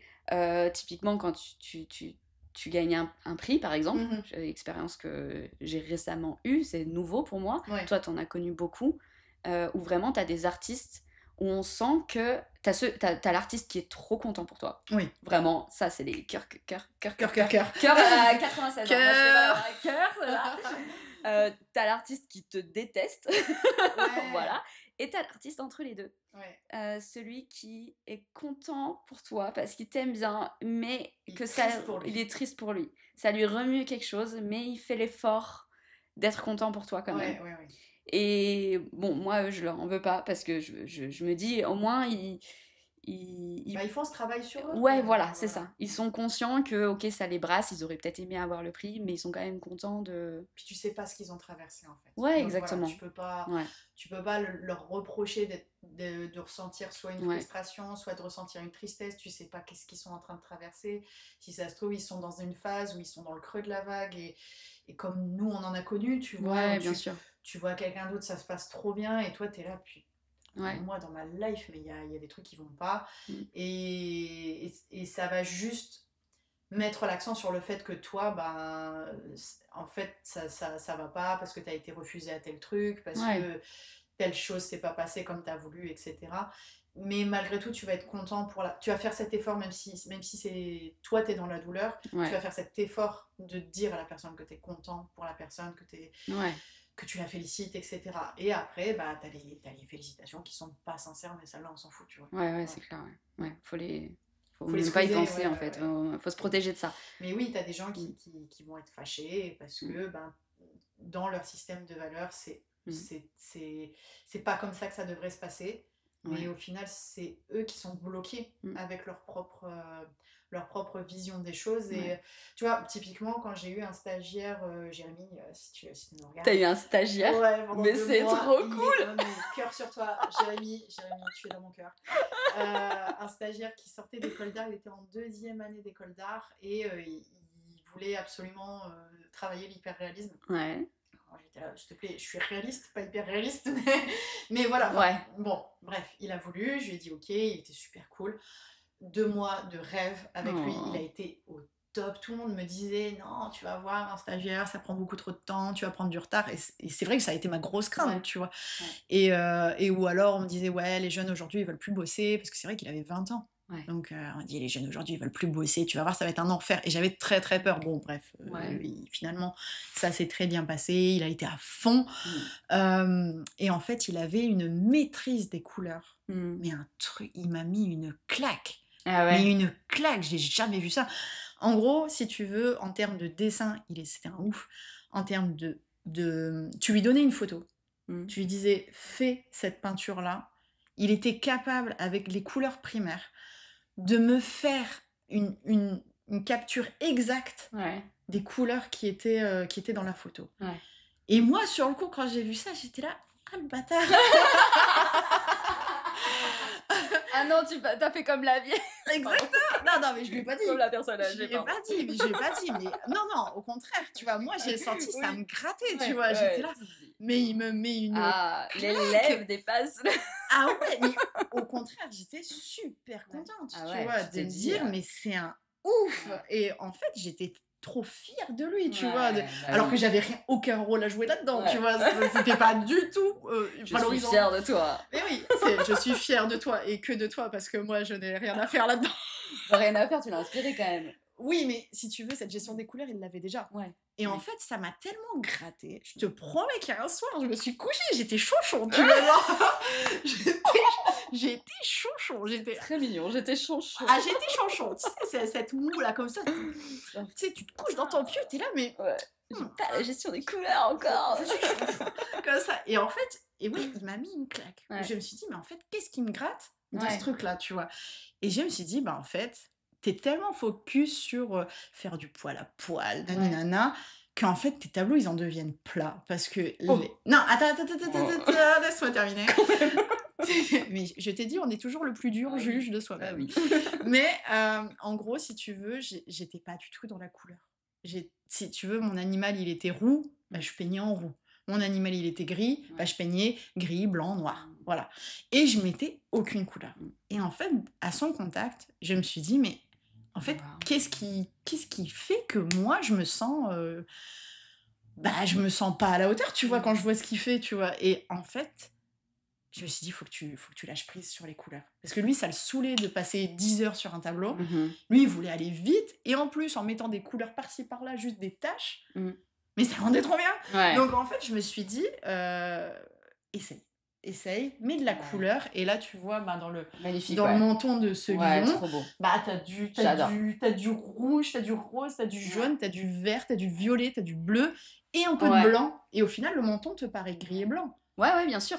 Mais c'est le reflet des couleurs et c'est ce qui fait la richesse. C'est ça qui va faire la richesse du tableau. Et en fait, si je m'étais enfermée dans cette phase de ah, c'est qui ce petit jeune? Bien sûr. Tu vois, c'est qui ce petit jeune? Il est censé sortir d'école d'art. Moi, ça fait 9 ans que je peins. Il est censé être en dessous, tu vois. Si je m'étais mise dans cet état d'esprit, j'aurais rien appris. Je l'aurais cassé. Et il serait rien sorti de constructif de ce truc. Et en fait, si t'arrives à passer ce step de ça me gratte et en fait, c'est lui qui génère ce truc-là chez moi. Mais en fait, lui, il est juste un vecteur. Le truc qui me gratte, il est déjà à l'intérieur de moi. Si tu arrives à passer ce step de te dire, en fait, c'est pas lui, c'est moi qui ai un truc à l'intérieur de moi, mais en fait, ça t'ouvre une porte sur un potentiel de progression qui va te faire trop du bien. Exactement. Voilà. C'est la meilleure manière... mic drop. Non, j'y touche pas. Mais mon micro. Allez. Non, mais c'est exact. En fait, c'est ça. C'est la meilleure manière de s'inspirer des autres. Exactement. C'est-à-dire que quand t'as quelqu'un que tu admires, t'as deux manières de l'avoir. Soit un peu avec le seum et à te comparer et du coup à tailler. Et à essayer d'écraser pour que toi, voilà. tu ressentes plus le... Exactement. Ouais. Ce qu'on peut ressentir. Et d'ailleurs, j'approfondirai sur ça après, parce que tout à l'heure, tu as dit, je trouve que c'est pas que métier d'artiste, c'est partout. C'est vrai que c'est partout, mais je trouve que c'est plus dans les métiers d'artistes. Parce que, en fait, les gens mettent leurs émotions et vraiment leur cœur. C'est très personnel ce qu'ils mettent dans leur travail. Tu mets un bout de toi. Tu mets toi, en fait. Donc, en fait, si tu ne te détaches pas de ça au moment de l'exposition, au moment de la vente, au moment de tes salons et des prix et des reconnaissances, tu le prends direct comme une attaque. T'es pas en train de sortir un compte-rendu sur Excel, tu vois. Un truc en disant, t'aimes pas ça? Ben, je m'en fous, c'est une fiche Excel, tu vois. Là, t'es en train de dire, ça, c'est mon cœur et mes sentiments. Donc, t'aimes pas et je le prends direct pour moi. Et donc, du coup, je trouve que c'est accentué un petit peu, c'est exacerbé des fois cette comparaison. Ça, c'est la petite parenthèse. Mais du coup, tu as cette manière de réagir ou tu as la manière de dire waouh, je m'inspire. Qu'est-ce que ça me donne envie d'évoluer comment? De quelle manière? Qu'est-ce que je peux améliorer chez moi pour atteindre, pas comme elle, mais quelque chose de similaire? Qu'est-ce qu'elle a que j'ai pas et que je veux avoir, et t'entourer de ce genre de personnes. Oui, c'est ça. C'est en t'entourant de ce genre de personnes qui t'inspirent. C'est même mieux. Dans ton métier, quand tu as des objectifs encore plus et que tu as de l'ambition de te faire connaître, etc., de t'entourer de personnes qui vont t'inspirer, ça va t'élever. Oui, exactement. Si t'es dans cette optique-là, ça va bien t'élever. Et moi, je fais le parallèle avec la sororité. Moi, c'est un truc qui m'a toujours emmerdée. C'est ça m'a toujours cassé le cœur quand j'entendais des femmes dire d'une autre femme, elle est belle, je l'aime pas. Tu vois. Oh, quel enfer! Il y en a plein. Il y en a plein. Et ça, où elle est fine, je l'aime pas. Des trucs comme ça. Et ça, moi, je suis là, mais... J'ai coupé tous ces jours-là de ma vie, moi. Ah oui. Mais moi, tu me dis ça, en fait, si tu me dis ça en face de moi, en me disant, ah, un tel, je l'aime pas parce que elle plaît aux hommes, naninana, moi, je vais me dire, mais quelle déception, tu vois. Ah, je sais pas. Mais en tout cas, moi, je vais juste être déçue de toi. Et puis après, j'imagine que la personne, elle s'en fout de me décevoir, mais je vais me dire, bah, quelle déception. Oui, voilà, quelle déception de fonctionner comme ça, tu vois. Alors que moi, je vais croiser une femme très belle. Déjà, d'une, je vais lui dire, Julie, je te trouve très belle. Oh, je te la très belle aussi. Cœur des 90. mais tu vois, déjà je vais lui dire, genre en soirée, le nombre de meufs à qui je dis t'es trop belle, tu vois. Et parce que déjà de voir une femme, alors un homme je le fais pas parce que tu vas avoir plus d'ambiguïté, tu vois. Enfin moi je suis hétéro donc voilà. Mais une femme, je vais pas hésiter à lui dire, tu vois, et rien que de voir le sourire sur le visage de la femme. Genre, un jour, dans le métro, une femme très âgée, et elle était, mais je la trouvais magnifique. Tu vois, elle avait un visage, tu sentais qu'elle avait été super belle. Et que, bah oui, avec les rides et tout ça, bah oui, t'es plus dans les standards de beauté, d'où le était super belle, mais elle était encore très belle. Moi, je la trouvais, et puis elle était un peu maquillée. Enfin, moi, j'aime ça, je trouvais ça joli, tu vois. Enfin, je sais pas, toute son attitude, il y avait un truc, une belle femme, quoi. C'était une belle femme. C'était une belle femme. Et en fait, j'allais dû me prendre pour une meuf trop chelou, tu vois. Moi, je la regardais, mais avec un sourire qui flottait sur le visage, tu vois, quand j'étais dans le métro. Et au moment où c'était ma station, je me lève, je te jure, ça restera gravé à vie. Je me lève, je me penche et je fais, Madame, vous êtes très belle. Et elle m'a fait un air genre... C'est une bouche comme ça, genre... Alors, pardon pour les gens du podcast, elle a fait une bouche... Choquée, quoi, un peu choquée. Choquée, mais avec des yeux tout ronds. Et vraiment, elle m'a dit, merci. Mais, enfin, je sais pas, je me dis... refait sa journée, là. Mais je me dis, quand t'es une personne âgée, t'es plus dans ce truc-là. Et ça doit être rare, tu vois, les gens qui te disent ça. Et là, je pense, elle s'y attendait pas. Et moi, je suis ressortie du métro, mais avec un sourire, genre, trop contente. Et en fait, c'était sincère. C'était pas juste pour lui faire plaisir, c'était vraiment sincère. Je l'ai trouvé magnifique, tu vois. Et je me disais, et en fait, quand je la regardais, je me disais, mais j'espère que quand je serai vieille, même si j'ai des bajoux, même si j'ai les seins en gants de toilette qui avec mes genoux qui sont entre mes nivards, tu vois, je me dis, mais j'espère que, bah, on puisse quand même apprécier ta beauté, quoi. Ouais, on puisse quand même se dire, bah, ça reste une belle femme, même si c'est pas une fin en soi, mais genre qu'il y a un aura, il y a quelque chose, que tu sais, tu sois plus éteinte, tu vois, qu'il y ait quelque chose qui se dégage, pas la beauté physique, tu vois, mais quelque chose de beau, comme on peut trouver un coucher de soleil beau, que ça nous inspire quelque chose, tu vois. C'est ça l'idée. Et puis aussi qu'on maintienne ce truc de entre femmes se tirer vers le haut, tu vois, et te dire, bon bah en fait, haut. t'inquiète pas, moi je te vois, et t'es Je trop te belle. vois, ouais. C'est les girls. Tu rêves ou t'as ta chaussette à l'envers? Oui, c'est pour ça que je voulais pas les montrer. Et tu sais que en vrai, j'aurais pu juste les remettre à l'endroit. Bah ouais. Mais non, à la place, je coupe la vidéo pour pas qu'on voit mes chaussettes, parce que je suis tellement flemmarde, je n'ai pas envie de changer mes chaussettes de sens. Ok. Donc, prochaine question. Anaïs, est-ce que tu trouves... Julie. C'est très très sérieux. Oui, Julie. Parce qu'à la base, on parle du coup du lien avec le succès. Ouais. Est-ce que tu as senti que les gens te traitaient différemment avant et après ton succès? Bah déjà, ça a été un succès qui s'est pas fait en une seule fois. Ça a été assez progressif, donc il n'y a pas eu de différence très nette. Mais en fait, il y a eu du positif comme du négatif. Je trouve surtout du positif, dans le sens où moi, j'ai toujours gardé un peu une distance, tu vois, entre qui j'étais dans le privé. Et puis, quand tu vas me voir en expo, tu vas voir, je suis pas exactement la même personne, mais parce que je veux garder une distance et pas être trop touchée, vu que je suis beaucoup sensible. Et en fait, moi j'ai vu ça de façon plutôt positive parce que il y a eu la crédibilité qui est arrivée, tu sais, quand tu gagnes des prix, des gens qui te voyaient effectivement comme la petite jeune, au bout d'un moment ils peuvent plus te le dire, tu vois, parce que ça fait 8 ans qu'ils te voient dans les expos et qu'au bout d'un moment, la petite jeune, ça va bien. Tu vois, il y a eu des fois où, par exemple, certains artistes, tu te rends compte que tu vas être mis à côté d'eux en expo ou que vous allez être récompensés ensemble sur un salon. Waouh, tu vois, il y a un moment où tu comprends sans te mettre sur un pied d'égalité, parce que peut-être que la personne, elle a commencé 10 ans avant toi. Moi, je vais essayer d'avoir toujours une humilité par rapport à ça. Mais il y a un moment où tu vas sentir que la personne va avoir de l'intérêt pour toi aussi, pas par intérêt, mais avoir un intérêt parce que justement, tu auras évolué dans ta technique et aussi tu auras évolué dans ton parcours d'artiste, tu connaîtras mieux comment ça se passe et puis, on est tous dans le même bateau, quoi, tu vois, donc peut-être que la personne, elle va se dire que tu commences à connaître des choses qu'elle-même, elle a connues et du coup, elle va avoir un autre regard sur toi. Après, t'as des gens qui justement te regardaient pas trop et à partir du moment où tu vas être reconnu à tel ou tel endroit, là ils vont commencer à te regarder, à te parler, soit avec bienveillance, soit justement des fois tu vas sentir que c'est que à parcours égal, si t'avais pas obtenu tel truc, ces gens-là t'auraient pas forcément discuté avec eux, enfin ils auraient pas forcément discuté avec toi. Donc voilà, c'est le jeu. Tu vois, moi en fait, si tu veux, j'ai jamais été trop touchée par ça parce que, comme je te disais plus tôt, les gens avec qui j'ai choisi d'être pote en tant qu'artiste, c'était indépendamment de leur parcours, indépendamment de leur nombre d'abonnés, indépendamment de leur succès.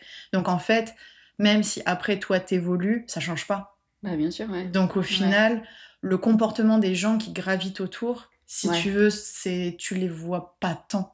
Tu vois, parce que t'accordes pas une valeur d'amitié là-dessus, tu vois. Oui, ce que tu veux dire par là, c'est que dans tes amis, tu l'as pas ressenti. Non, j'ai pas ressenti.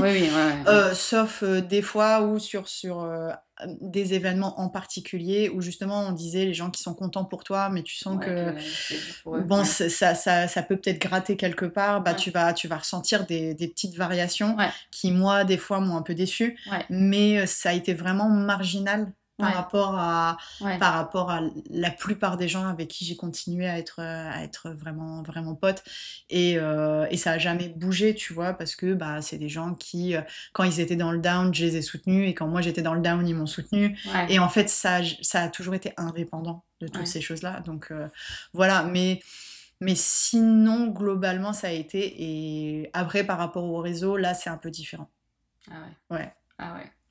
Vraiment, je trouve que dans mon expérience, je trouve qu'on accorde beaucoup trop d'importance. Je n'ai jamais compris l'importance que les gens vont accorder au nombre d'abonnés. C'est lunaire. Genre, moi j'ai déjà eu des... Oh là là, faut que je te raconte. Oui, j'ai vu vraiment que le comportement des gens a changé. Donc pour la petite histoire, avant d'avoir mon compte Instagram Julie Gazuno Art, j'avais lancé un compte sur lequel je parlais en anglais.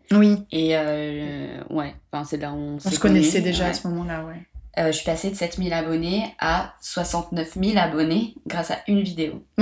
Et ça s'est fait en un mois. C'est-à-dire qu'en un mois, je suis passée de 7 000 à 60 000 et après, je suis montée jusqu'à 69 000 avant de complètement cracher et maintenant ça a piqué. Mais t'as ressenti un changement quand t'as pris autant d'abonnés? Est-ce que ça a changé quelque chose à ton activité, à Alors, ta créa? à mon activité, non.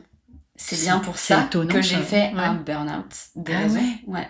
Ouais. Parce qu'en fait, je me suis dit, non mais là, en fait, je suis en train de devenir plus grosse sur les réseaux sociaux. T'étais pas prête? J'étais pas prête. Mhm. J'étais pas organisée comme je le suis aujourd'hui.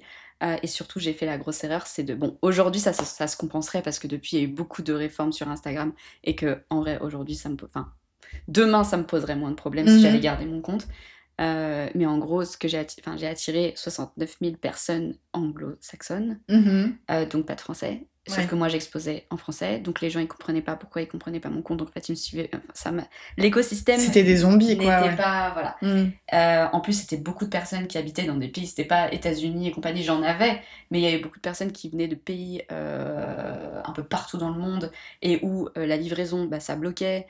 Les frais de livraison soit étaient excessifs, soit les gens avaient moins confiance. Ouais. France à français, il y a plus confiance déjà, parce que tu Mhm. sais que tu peux te rencontrer, etc. France à je ne sais pas où, quel pays, les gens ils ont peur de te faire confiance, ils ont pas envie de payer 400 balles de frais de douane ou de machin. Wow. Ouais, en fait ça rajoute beaucoup de contraintes. Et en fait cette toile là, Mhm. elle a fait 9 millions de vues, donc c'est une vidéo de 6 secondes qui a fait 9 Ah, je millions m'en de vues. rappelle.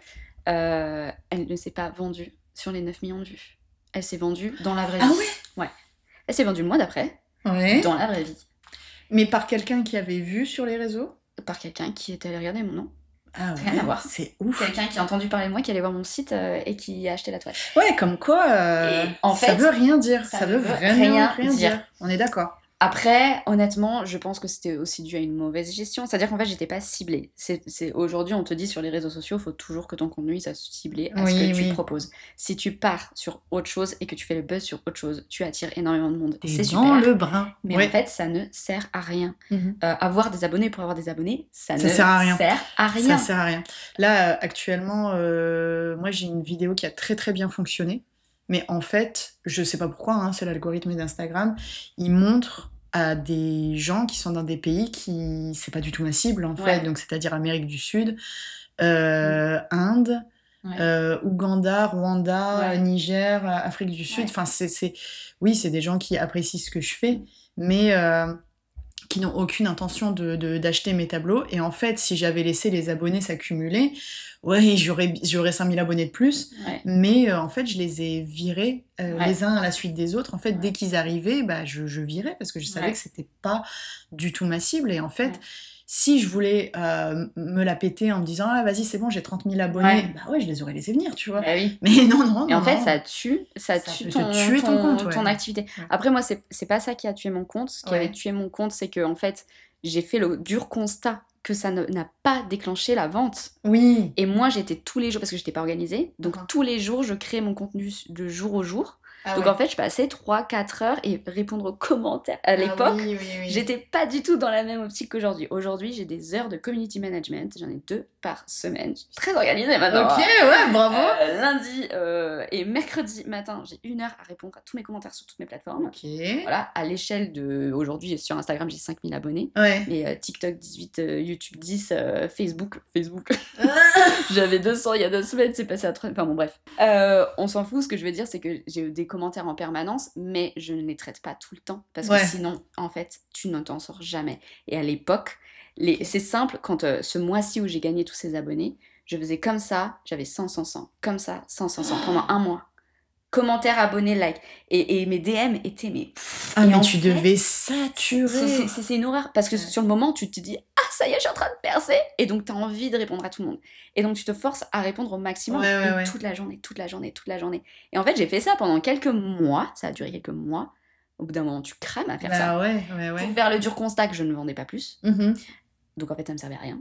J'ai fait un burn-out. Ouais. J'ai dit, stop les réseaux sociaux. J'ai arrêté pendant 3 mois, 0 publication. Alors que je faisais Wow. du 50 000, 100 000 vues sur chacun de mes réels. Hein. Ouais. J'ai tout arrêté et je suis revenue en français. Ok. Et là, 5% de ma cible, 5% de ma cible, c'était Ouais. français. Hein. Oh, Et là, si ça a peu. tué mes stats. Ah bah, Ouais, tu j'avais que m'étonnes. 5% français. Mais oui, je parlais en anglais sur mon Oui, compte. oui, oui, oui. Ça a tué mon compte.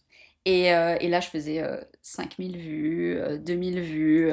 Pour un compte à 69 000 Pour abonnés, un oui. compte à oui, 69 000, non. Et petit à petit, les gens sont désabonnés. Maintenant, je crois que je suis à 49. Je suis passée en dessous des 50 000. Ouais. Ça fait 2 ans que je l'ai abandonné, ce compte. Ouais. Mais si tu veux, là n'était pas le sujet. Le sujet était de dire que... Il y en a deux des sujets. Le premier sujet, c'est que de recommencer mon compte et avoir...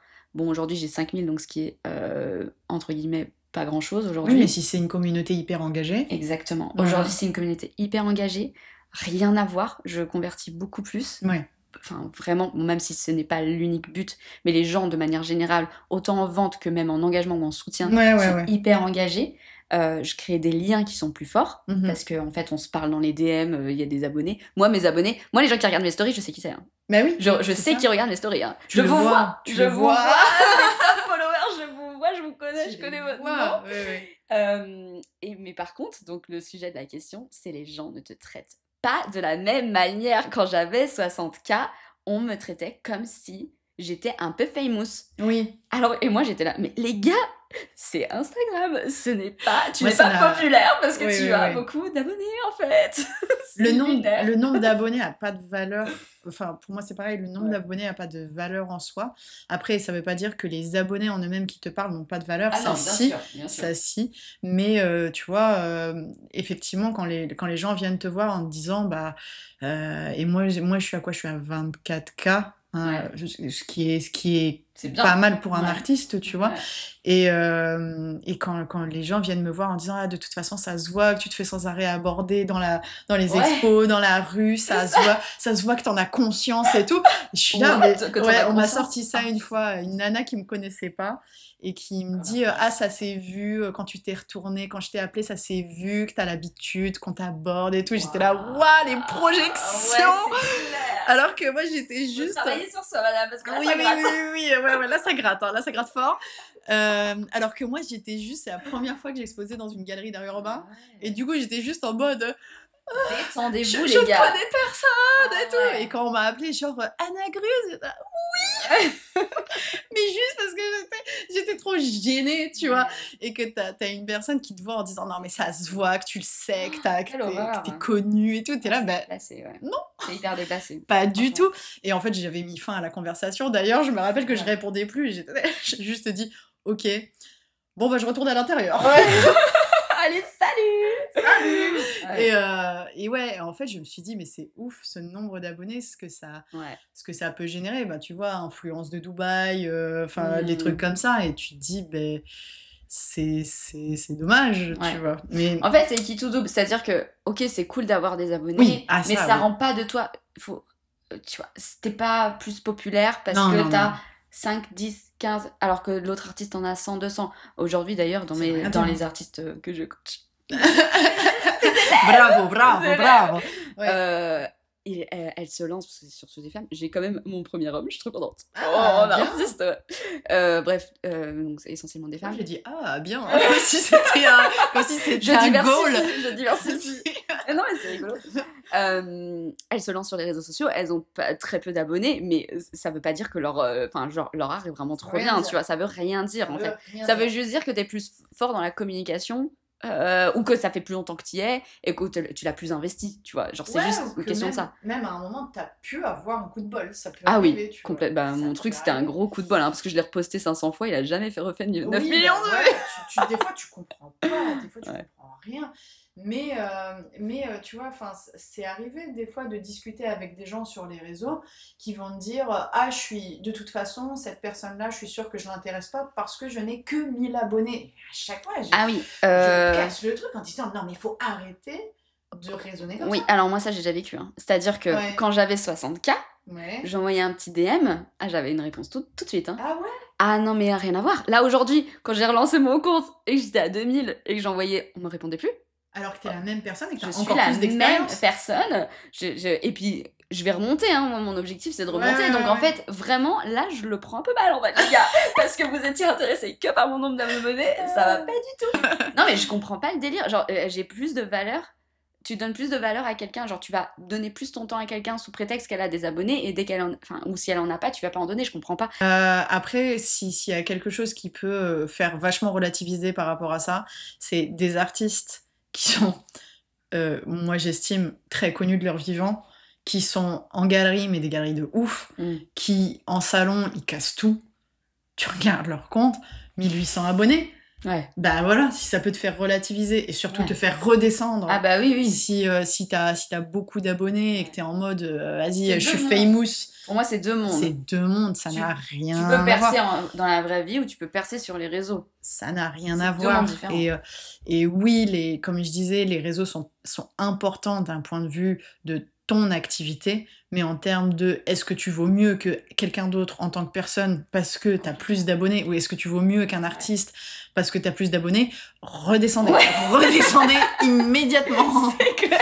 Immédiatement. Illico presto, voilà, on redescend notre série bien vite là. Ouais. Donc non, ça rien à voir, et donc on se parle plus par intérêt, tu vois. Je sentais sur mon ancien compte qu'on me parlait par intérêt. Ah ouais. Ah là là. Tu vois, pour avoir la story du lieu. Je suis peut-être trop naïve par rapport à ça. Ah oui, vraiment. Non, pardon, je te dis pas oui, t'es trop naïve, mais parce que vraiment. Ouais. En fait, tu sais quoi, quand j'étais dedans, je l'ai pas trop ressenti. Genre, je le sentais un peu, mais c'est quand j'ai basculé, que j'ai abandonné le premier. Et là, moi tu sais, je demande tout le temps des collabs, des trucs, genre j'accoste des gens, je propose des trucs, enfin, tu vois. Et là, j'ai vu la différence. Ouais. Ok. Et je me suis dit, bah attends, quand je t'ai contacté il y a 2 ans, c'était pas ça, tu vois. Quand je t'ai contacté là, tu me parlais pas comme ça. Et tu me parles. Et le pire, c'est que pourquoi mettre autant de valeur dans juste un chiffre qui, en fait, est juste hyper. Qui c'est la même chose que. J'ai un très bon exemple. Tu vas dans une galerie et là, tu croises un mec, c'est Monsieur Tout le Monde, tu vois. Et il sort pas du lot. T'as pas l'impression que tout le monde s'amasse autour de lui, etc. C'est le directeur de la galerie. Est-ce que tu vas lui parler pareil avant de savoir que c'est le directeur de la galerie ou après? Parce que toi, c'est une galerie où tu as envie de rentrer. Mettons, c'est ça, en fait. C'est une galerie où tu as envie de rentrer. Est-ce que tu vas lui parler pareil avant de savoir que c'est le directeur ou après? Mais c'est le directeur de la galerie. Bon, bref. Là, il y a vraiment quelque chose. Mais à côté, même situation, tu rentres dans cette galerie et là, tu vois un mec. Tout le monde est en train de lui parler. Et là, c'est la même chose que s'il avait beaucoup d'abonnés. Tout le monde est en train de lui parler. Et en fait, si ça se trouve, quand tu vas discuter avec lui en te disant « Ah, c'est lui qui va pouvoir me faire peut-être rentrer dans cette galerie, parce que visiblement, c'est le gars famous à l'intérieur de cette galerie. » Si ça se trouve, c'est juste parce qu'il est passé dans « N'oubliez pas les paroles » il y a 1 mois et qu'il a réussi, tu vois, et qu'il a gagné, je sais pas, 5000 € et que tout le monde l'a vu à la télé et que du coup, tout le monde a envie d'être pris en photo à côté de ce type. Et tu vas peut-être aller lui parler en mode oh, mais du coup, si je vais le voir, je vais être visible et du coup, je vais peut-être rentrer dans cette galerie qui m'intéresse, alors qu'en fait, ce mec, il va pas du tout te faire rentrer. Et puis, c'est par intérêt. Oui, et c'est par intérêt. Donc, pour moi, je vois cette histoire d'abonnés comme la même chose.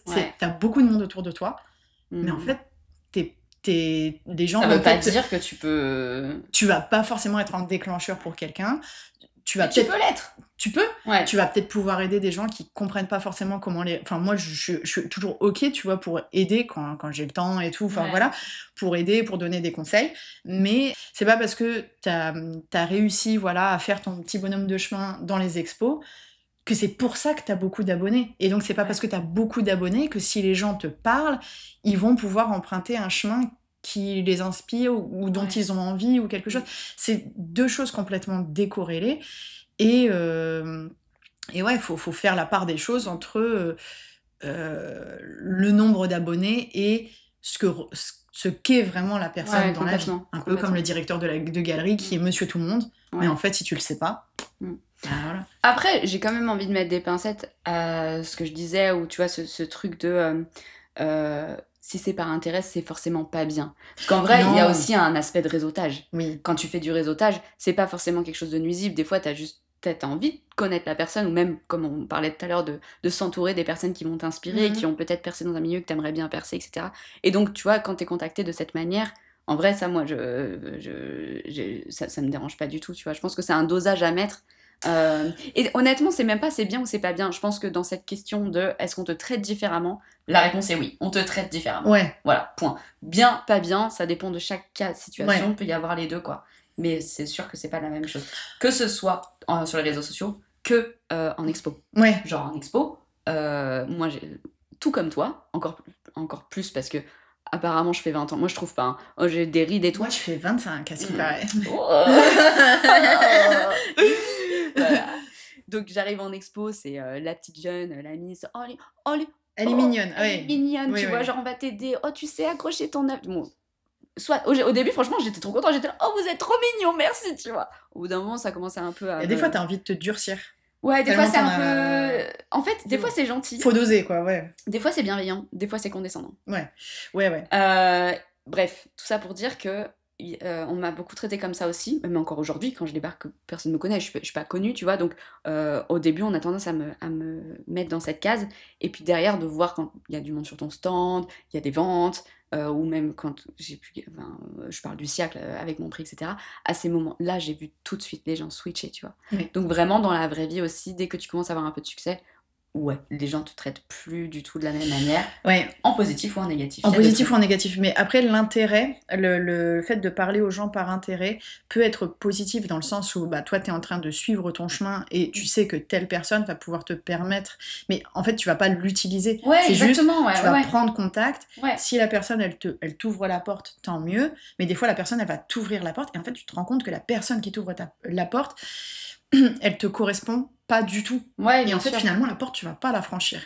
Et c'est là où je fais la distinction entre le bon intérêt et le mauvais intérêt. C'est que le bon intérêt, c'est ok, la porte, elle est ouverte ou pas, mais la personne qui me l'a ouverte, elle correspond à ce que je veux, à mes valeurs, à ce que moi j'ai envie de trouver dans le monde de l'art. Et ok, je vais la franchir avec cette personne-là. Mais par contre, franchir la porte alors que tu sais que la personne elle est aux antipodes de ce que toi tu recherches, là ça devient un mauvais intérêt. Parce que, en fait, je crois que c'est Romain Fraissinet qui disait ça et je trouvais que c'était super bien résumé. Il disait, pour accepter un projet, t'as 3 piliers. Et je suis totalement d'accord avec lui. T'as le pilier humain, donc en gros, les gens, est-ce qu'ils vont être grave cool ? Et est-ce que tu vas te retrouver avec eux ? Est-ce que c'est des gens avec qui tu serais prêt à prendre un café derrière, à manger derrière, à partir en vacances ? Peut-être pas, on va doser. Mais après, tu as la thune. Donc, est-ce que c'est bien rémunéré ou dans le cadre d'une expo, est-ce que c'est une expo qui va te permettre de faire ta trésor, par exemple, ou qui va t'apporter de la visibilité, ou qui va te permettre de grandir en tant qu'artiste ? Et enfin, le dernier, c'est... le projet en lui-même, est-ce que le concept de l'expo est cool, par exemple. Et il faut qu'il y ait au moins 2 critères sur les 3 qui soient réunis pour accepter un projet. Des fois, tu vas accepter qu'un seul critère, mais il faut vraiment que le critère il soit super important, le score, quoi. En fait. Mais généralement, la bonne philosophie pour accepter un projet, c'est 2 critères sur les 3. Donc, des fois, ça m'est arrivé d'accepter des projets où... l'expo en elle-même, elle était trop cool. Et puis, enfin, je sais pas, les gens, ils étaient géniaux.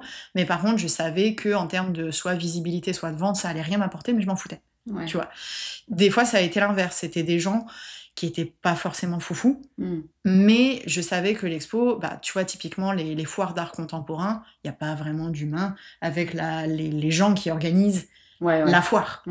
Mais, en termes de visibilité de réseau, opportunité de fou.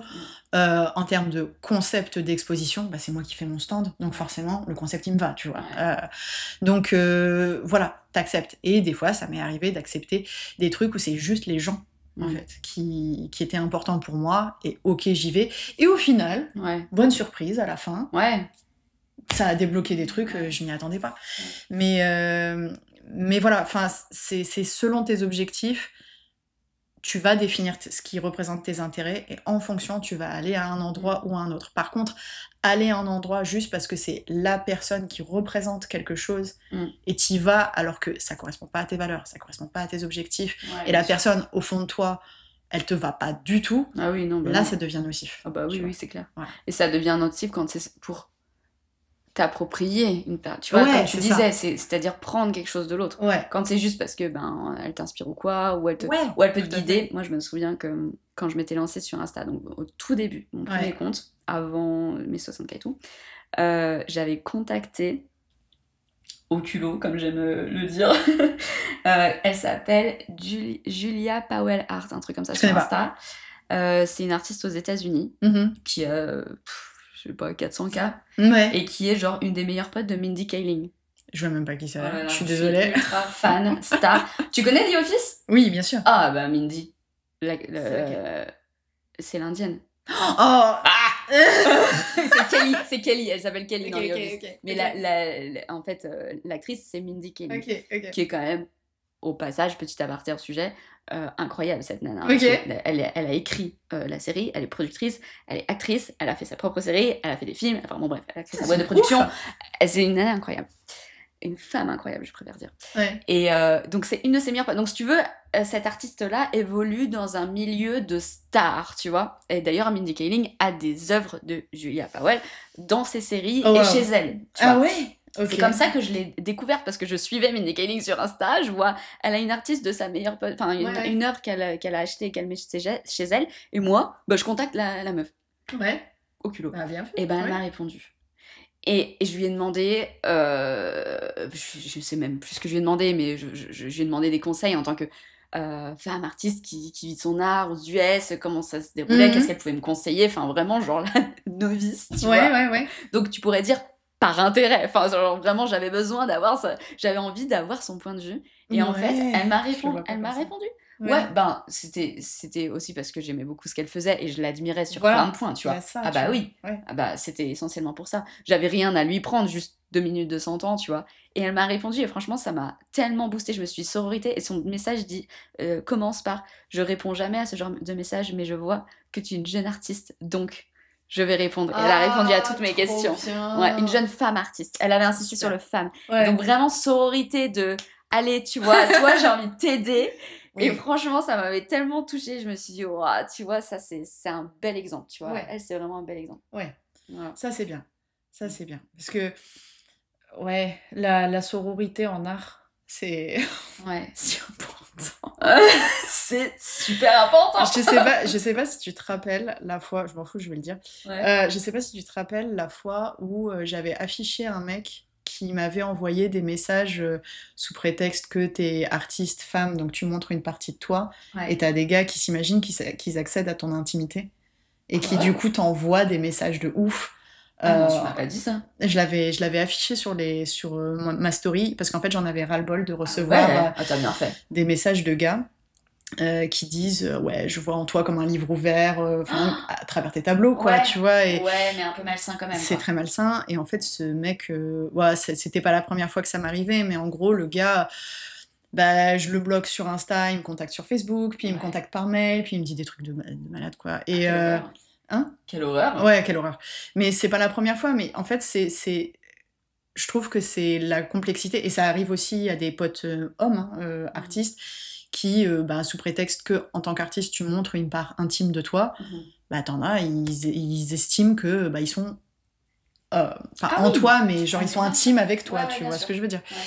Et t'avais une nana, quand j'avais affiché le gars sur les réseaux en disant non, c'est pas parce que on vous montre une partie de notre atelier et une part de nous que vous êtes invités à être intime avec nous. On ne se connaît pas, vous nous voyez via les réseaux, mais on ne se connaît pas, on n'est pas amis, on est soit collègues, soit au mieux cordiaux. Il y a des abonnés desquels je vais être proche parce qu'ils me suivent depuis le début et qu'on s'écrit régulièrement et que je réponds à mes abonnés.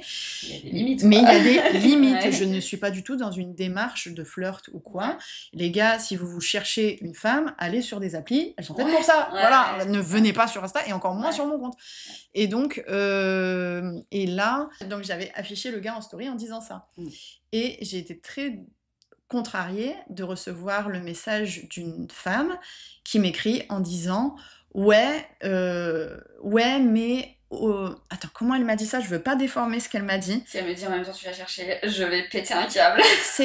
C'était pas exactement ça, c'était en sous-texte, c'est le prix à payer de te montrer sur les réseaux. Et toi, au moins, quand tu te montres, tu fais des vues et t'as des commentaires, alors que moi, non. Donc, en gros, en sous-texte, c'était ne te plains pas de te faire harceler. Au moins, t'as de l'attention. Parce qu'au moins, toi, tu as de l'attention et ça fait partie du lot. Quelle horreur! Donc, bon, bah, bref, moi, j'ai répondu courtoisement.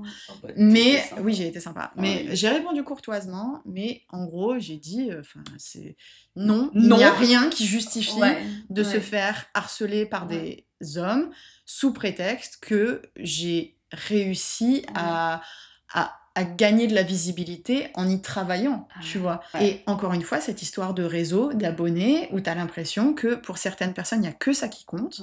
Et sous prétexte que ça y est, t'étais vu sur les réseaux, tout est permis en fait. Ouais, donc, c'est clair. Tu l'as cherché. En soi, typiquement, on parlait de... Moi, je justifierais jamais. Rien, je suis en train de dire que c'est ok. Typiquement sur Facebook, je suis en train de me prendre des vagues de haters. Alors vraiment, jamais de haters. Sur mes 69 là, j'ai eu un gars qui a posté un emoji qui est en train de vomir. C'est mon seul hater. Non, ça va, c'est chill. Moi, je me foutais. Franchement, ça va, tu vois. Là, ce que je me prends dans la gueule, c'est des dizaines de commentaires de hate par jour sur Facebook, à l'échelle de 3000 abonnés, tu vois. Et je me dis, c'est ce que je me dis à moi-même. Je me dis, Julie, c'est le jeu. Tu veux être visible, c'est le jeu. Ça veut pas en aucun cas dire c'est pas tous les que ces gens-là, ça justifie et c'est ok ce qu'ils font. C'est pas ok. C'est pas ok. Tu n'as pas le droit. Alors, que tu me dises que c'est moche, que le machin, à la limite, tu as le droit. Genre, t'as le droit de mettre. En plus, des fois, je vais un peu lancer la perche, tu vois, de note la toile. Bon, bah, si tu mets 0 sur 10, je peux pas me plaindre, tu vois, genre, c'est normal. C'est pas un hater, ça. Ça, ils sont gentils, tu vois. T'es courageuse quand même. Mais vraiment, je suis tellement détachée. Moi, je suis hyper détachée. Vous pouvez penser ce que vous voulez. Vraiment, ça, c'est ok, tu vois. Ça, oui. J'ai aucun souci à ce qu'on me dise, moi, ça me touche pas ce que tu fais. Et au contraire, je vais te demander ce qui te touche pas. Parce que des fois, tu vas avoir des retours qui sont hyper constructifs. Parce que la personne, elle va dire, là, dans la composition, ça me va pas. Ok, qu'est-ce qui te va pas dans la composition, etc. Mais par contre, les gens qui vont te dire, juste j'aime pas l'art animalier, ok, fais ta vie, tu vois.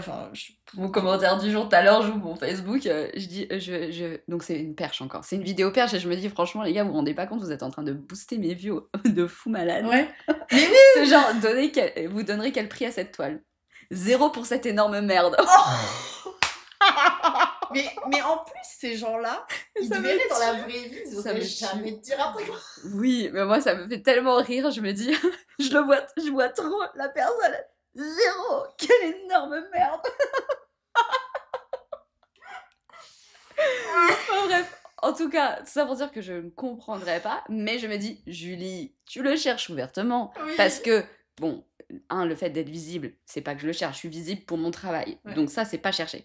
La perche que je lance, tu donnerais quel prix? Tu te doutes que tu vas avoir à un moment donné des gens qui vont te dire qu'il va y avoir du troll. Et puis si ça se trouve, le mec, il referme son PC comme ça, là, clac, je l'ai bien bouché.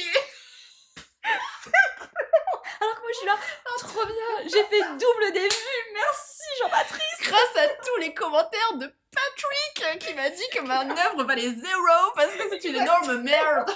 C'est ça me bute. Par contre, mais voilà. Il y en a où je suis d'accord, genre ça en soi on s'en fout. J'ai eu des commentaires genre ah ouais c'est bien connu, le cul fait vendre. Même vidéo où j'ai un pull jusque là en legging, genre vraiment je suis genre qu'est-ce que tu me racontes? Genre juste parce que, tu sais, c'est les fameuses vidéos où t'es de dos et tu te retournes. En fait, mec, mon cul est accroché à mon dos, je suis désolée. Genre vraiment, je peux pas faire autrement. Je suis de dos. Est-ce que tu penses ça à chaque fois qu'il y a quelqu'un marche devant toi? Mon cul est accroché à mon dos. Son cul, c'est pas possible. En fait, elle est juste de dos. Enfin bref, ça me tue, ça me fume. Ça, tu vois, ce genre de commentaires, c'est malsain, tu vois. Parce que typiquement le gars est ouvertement en train de sexualiser ta vidéo. Non, il faut vraiment changer notre regard sur les réseaux, il faut changer le regard sur le nombre d'abonnés. Et les gars, un peu de sanité au milieu de tout ça, ce serait pas mal. Ouais, il faut prendre beaucoup de distance. Ah oui, beaucoup de distance. C'est vraiment, si j'avais un conseil à donner sur les réseaux, c'est ça. Entre, en fait, prendre ce qu'il y a de positif. C'est-à-dire qu'il y a quand même c'est un gros réseau de soutien. Enfin, je veux dire, là, typiquement, j'ai mes haters, je parle de ça, je me plains, entre guillemets, donc ça me fait rire. Non, mais pas tant, mais ouais. Ouais, j'ai aussi tous mes abonnés qui me défendent. Évidemment. Et je me dis, ceux qui me suivent, etc., qui me donnent l'énergie, la force, l'envie, d'avoir envie de sortir tout le temps des nouveaux trucs, de bosser, de machin, de continuer, de persévérer, c'est en grande partie parce qu'il y a cette communauté qui est hyper solide, donc il y a beaucoup de positifs. Tout ça, je prends. Le négatif, ça part à la poubelle. Mais c'est une question intéressante parce que on parle du coup de cette représentation qu'on a de la femme artiste sur les réseaux. Le podcast est super long, mais en vrai, il est très intéressant.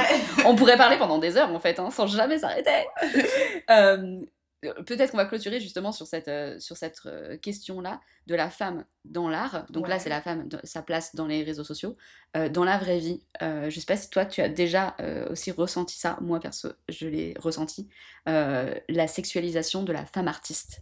C'est-à-dire que la représentation qu'on a de la femme artiste... Alors déjà, on m'a déjà proposé toutes les drogues en expo. Oh, waouh! Ça, c'est pas femme artiste, ça, c'est juste artiste. Alors, genre en mode, en partant du principe que parce que je suis artiste, je vais grave prendre mais des drogues dures, hein. Ça, déjà... Ça m'est jamais arrivé. Ah, plus d'une fois. Ok. Donc, j'ai une tête de drogué, les gars, parce que non, en fait, jamais de la vie, en fait, non. Et ça, c'est la première chose. Et l'autre, vraiment la sexualisation, quoi. Ouais. Tu vois, en mode, on m'a déjà proposé un truc un peu type résidence artistique. Donc j'en ai fait des résidences artistiques. Mais les personnes, je les connaissais par réseau. Je suis jamais partie dans une résidence artistique chez des purs inconnus. Tu vois. Donc il faut quand même que je me sente en confiance quand tu vas chez des gens. Là, on m'avait proposé d'aller chez une personne âgée de plus de 80 ans dans un château.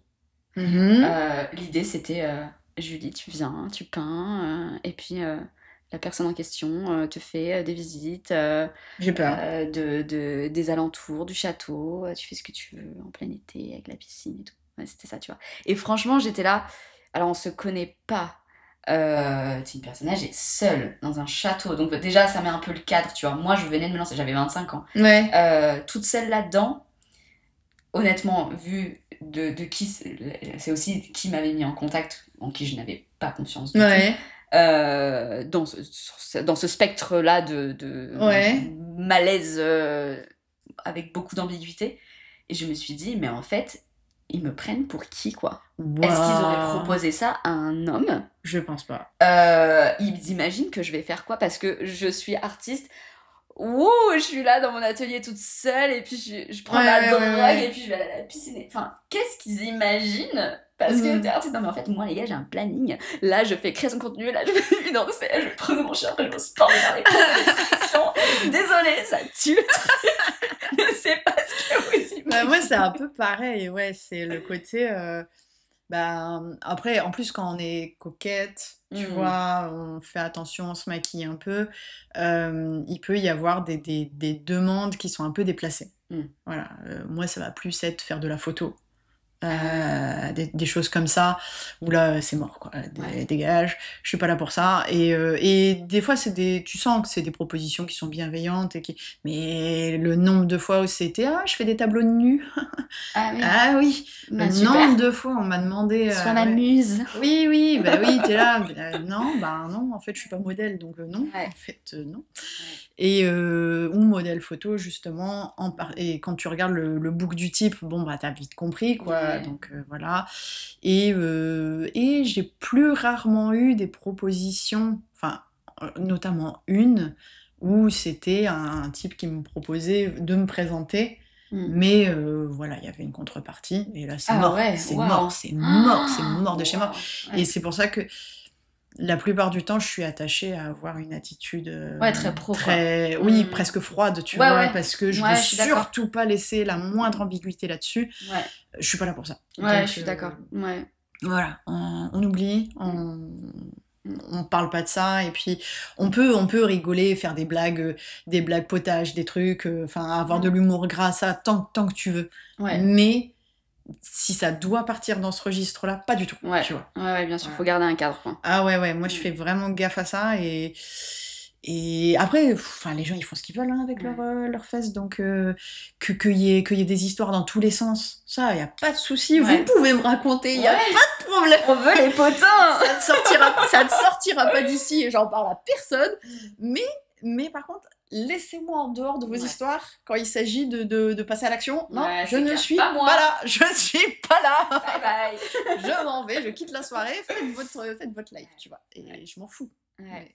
Non, je comprends. Ouais, et je pense que c'est aussi pour ça que j'ai pas eu trop d'histoires, mis à part cette Ouais. histoire de contrepartie. Mm. Mais sinon, j'ai pas eu trop d'histoires. Même s'il y a eu que celle-là. Ouais. Ou alors j'ai oublié, mais en tout cas, j'ai Mm. pas de. Ok. C'est plus le côté. C'est plus le côté pas patriarcal, mais en gros, il y a les hommes. Mm. Et puis si toi t'es la petite jeune au Mm. milieu de ça, là il peut y avoir le côté un peu infantilisant, les Ouais. papas, et puis bon bah tu laisses les hommes discuter maintenant, enfin voilà, des trucs comme ça. Ce qu'on aime. Ouais, voilà, donc en termes de femmes artistes, j'ai plus ce ressenti-là des Ouais. fois, et que malheureusement il n'y a pas tant de sororité. Mm. Des fois, mais comme dans la vie en général, Mm. tu vois. S'entourer des bonnes personnes. Ouais, c'est si tu t'entoures des bonnes personnes, voilà, mais qu'il y a pas tant de sororité des fois. Et par contre, parmi les hommes, oui, certainement, tu vas avoir des rivalités. Mm. Mais oui, c'est encore un milieu, je trouve, encore teinté masculin. Ah oui. Oui, Et on bien ne sûr. demande pas à ce qu'il soit 100% teinté féminin, c'est pas ça Ouais. qu'on demande, mais qu'il n'y ait pas de différence. En Ouais, fait. bien sûr. C'est plus ça. Que c'est pas moins de valeur parce que c'est une artiste femme, quoi. Ouais, Voilà. t'es jugé aussi au facias, ça c'est dommage. Ça m'est déjà arrivé en expo. C'est vrai? Mm. Bah, pas le portfolio, mais le même registre, ouais. C'est-à-dire que les femmes n'étaient pas placées aux mêmes endroits que les hommes. Ah non. Et comme par hasard, les femmes étaient toutes au même endroit et les hommes étaient tous au même endroit. Waouh. Et vraiment, c'était assez clair, quoi. Ah, Après, j'ai jamais fait attention à ça. ah oui, bah, honnêtement, c'est pas moi qui l'ai remarqué, c'est quelqu'un d'autre qui est venu Ah me le ouais? dire. Et là, j'ai fait, ah oui. Déjà, le pourcentage était complètement différent en termes de répartition homme-femme. Ouais, après ça. Ça, bon, Oui, ça peut être, un il y a peut-être concours de moins, circonstances, ouais. il y a peut-être moins d'artistes femmes qui ont, Oui. bon, peu importe ça, ok. Mais on était toutes au même endroit. Ah merde. Qui n'était Bon. pas forcément le plus mis en valeur du tout du lieu.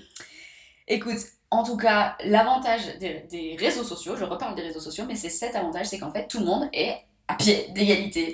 Hommes, Ouais. femmes, études, pas d'études, réseau, pas de réseau, tu pars à 0 abonné et t'as le champ des possibles sur ce que tu fais.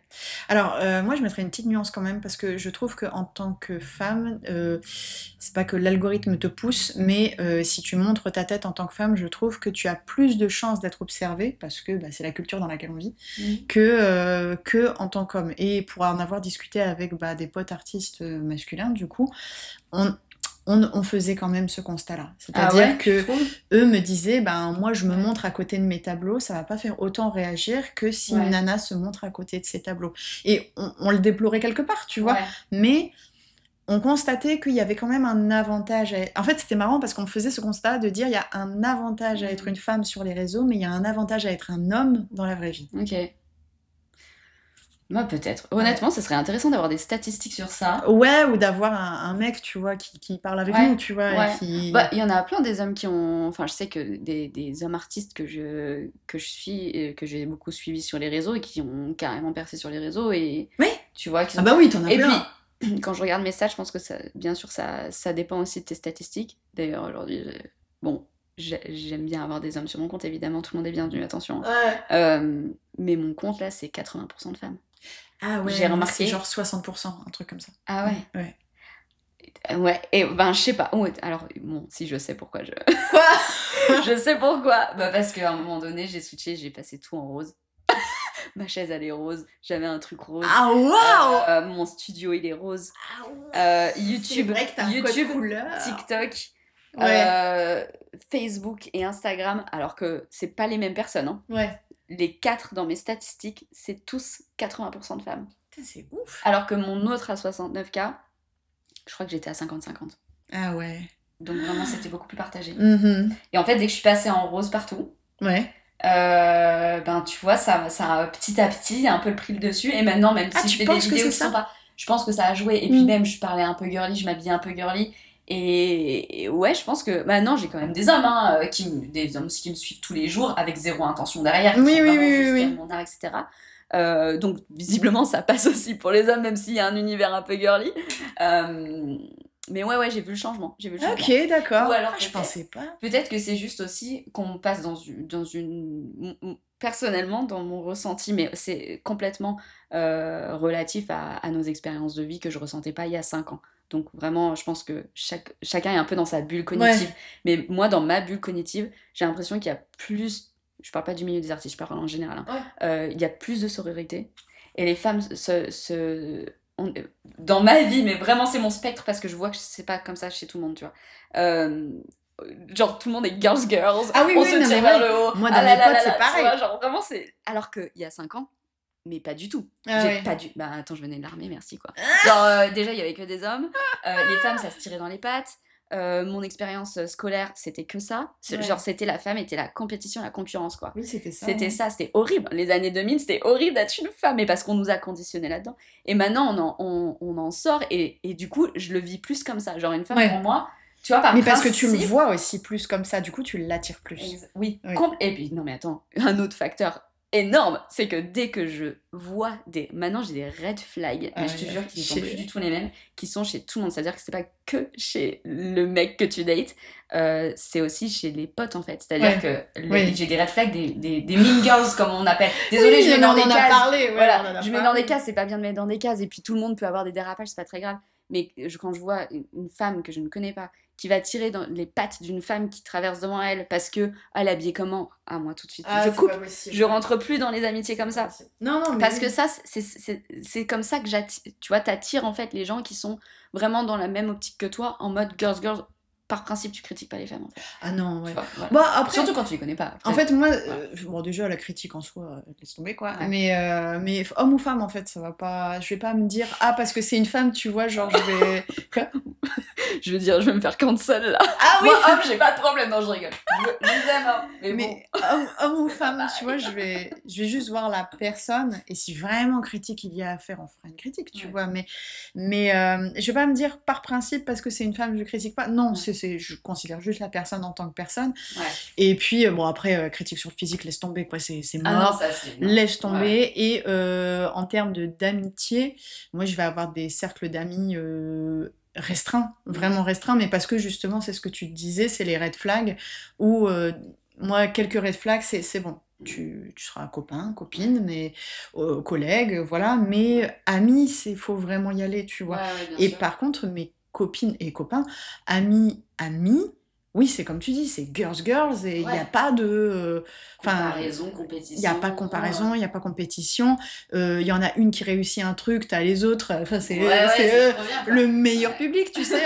Genre, t'es trop content, il t'arrive un truc, tu l'écris sur ta conversation, 10 minutes plus tard, t'as tes copines, elles sont en bas là de chez toi, qu'elles sont comme ça, et toi... et pour toi, c'est ton Stade de France, tu vois. Bref. Et quand les filles, elles m'accompagnent, enfin les filles, et puis je pense aussi à toi, David, les potes qui t'accompagnent sur les expos et que t'as l'impression que c'est ton public, tu vois, alors que t'as plein de gens partout, mais eux sont là et ils sont trop contents et t'en as une, elle va être là tout le temps, et puis chacun va avoir son rôle, tu vois, genre tu vas avoir le pote, lui il va être trop en mode te filmer parce qu'il sait que t'as besoin de contenu, tu vas avoir ta pote qui est trop là pour ton bien-être mental, tu vois, qui va t'apporter de l'eau, qui va dire toujours qui va t'apporter un sandwich, mais qui est là, ça va, et puis tu vas avoir ta pote, c'est limite ton agent parce qu'elle va être attention à tout. Attention, ne touchez pas les tableaux. Attention. Vous avez vu, c'est ça, regardez son book. C'est incroyable. Mais voilà, la newsletter. Et t'es là, putain, mais ça, c'est mes potes, tu vois. Ça, c'est des vrais potes. Ça, c'est tes vrais potes. Et que quand tu vas leur annoncer un truc qui se passe trop bien, même s'ils sont au fond du trou, ils vont pas t'envoyer des pics sous prétexte que, dans ce moment-là, ils se sentent pas bien, tu vois. Et voilà. Et autant avoir peu de gens autour de toi, mais être sûr que ces gens-là, c'est des gens sûrs que beaucoup de gens, et puis au final, être déçus, tu vois. Ouais, complètement. Voilà. Très alignée sur ça. Oui. Je suis bien d'accord. J'adore parce qu'on est parti dans plein de choses. Waouh.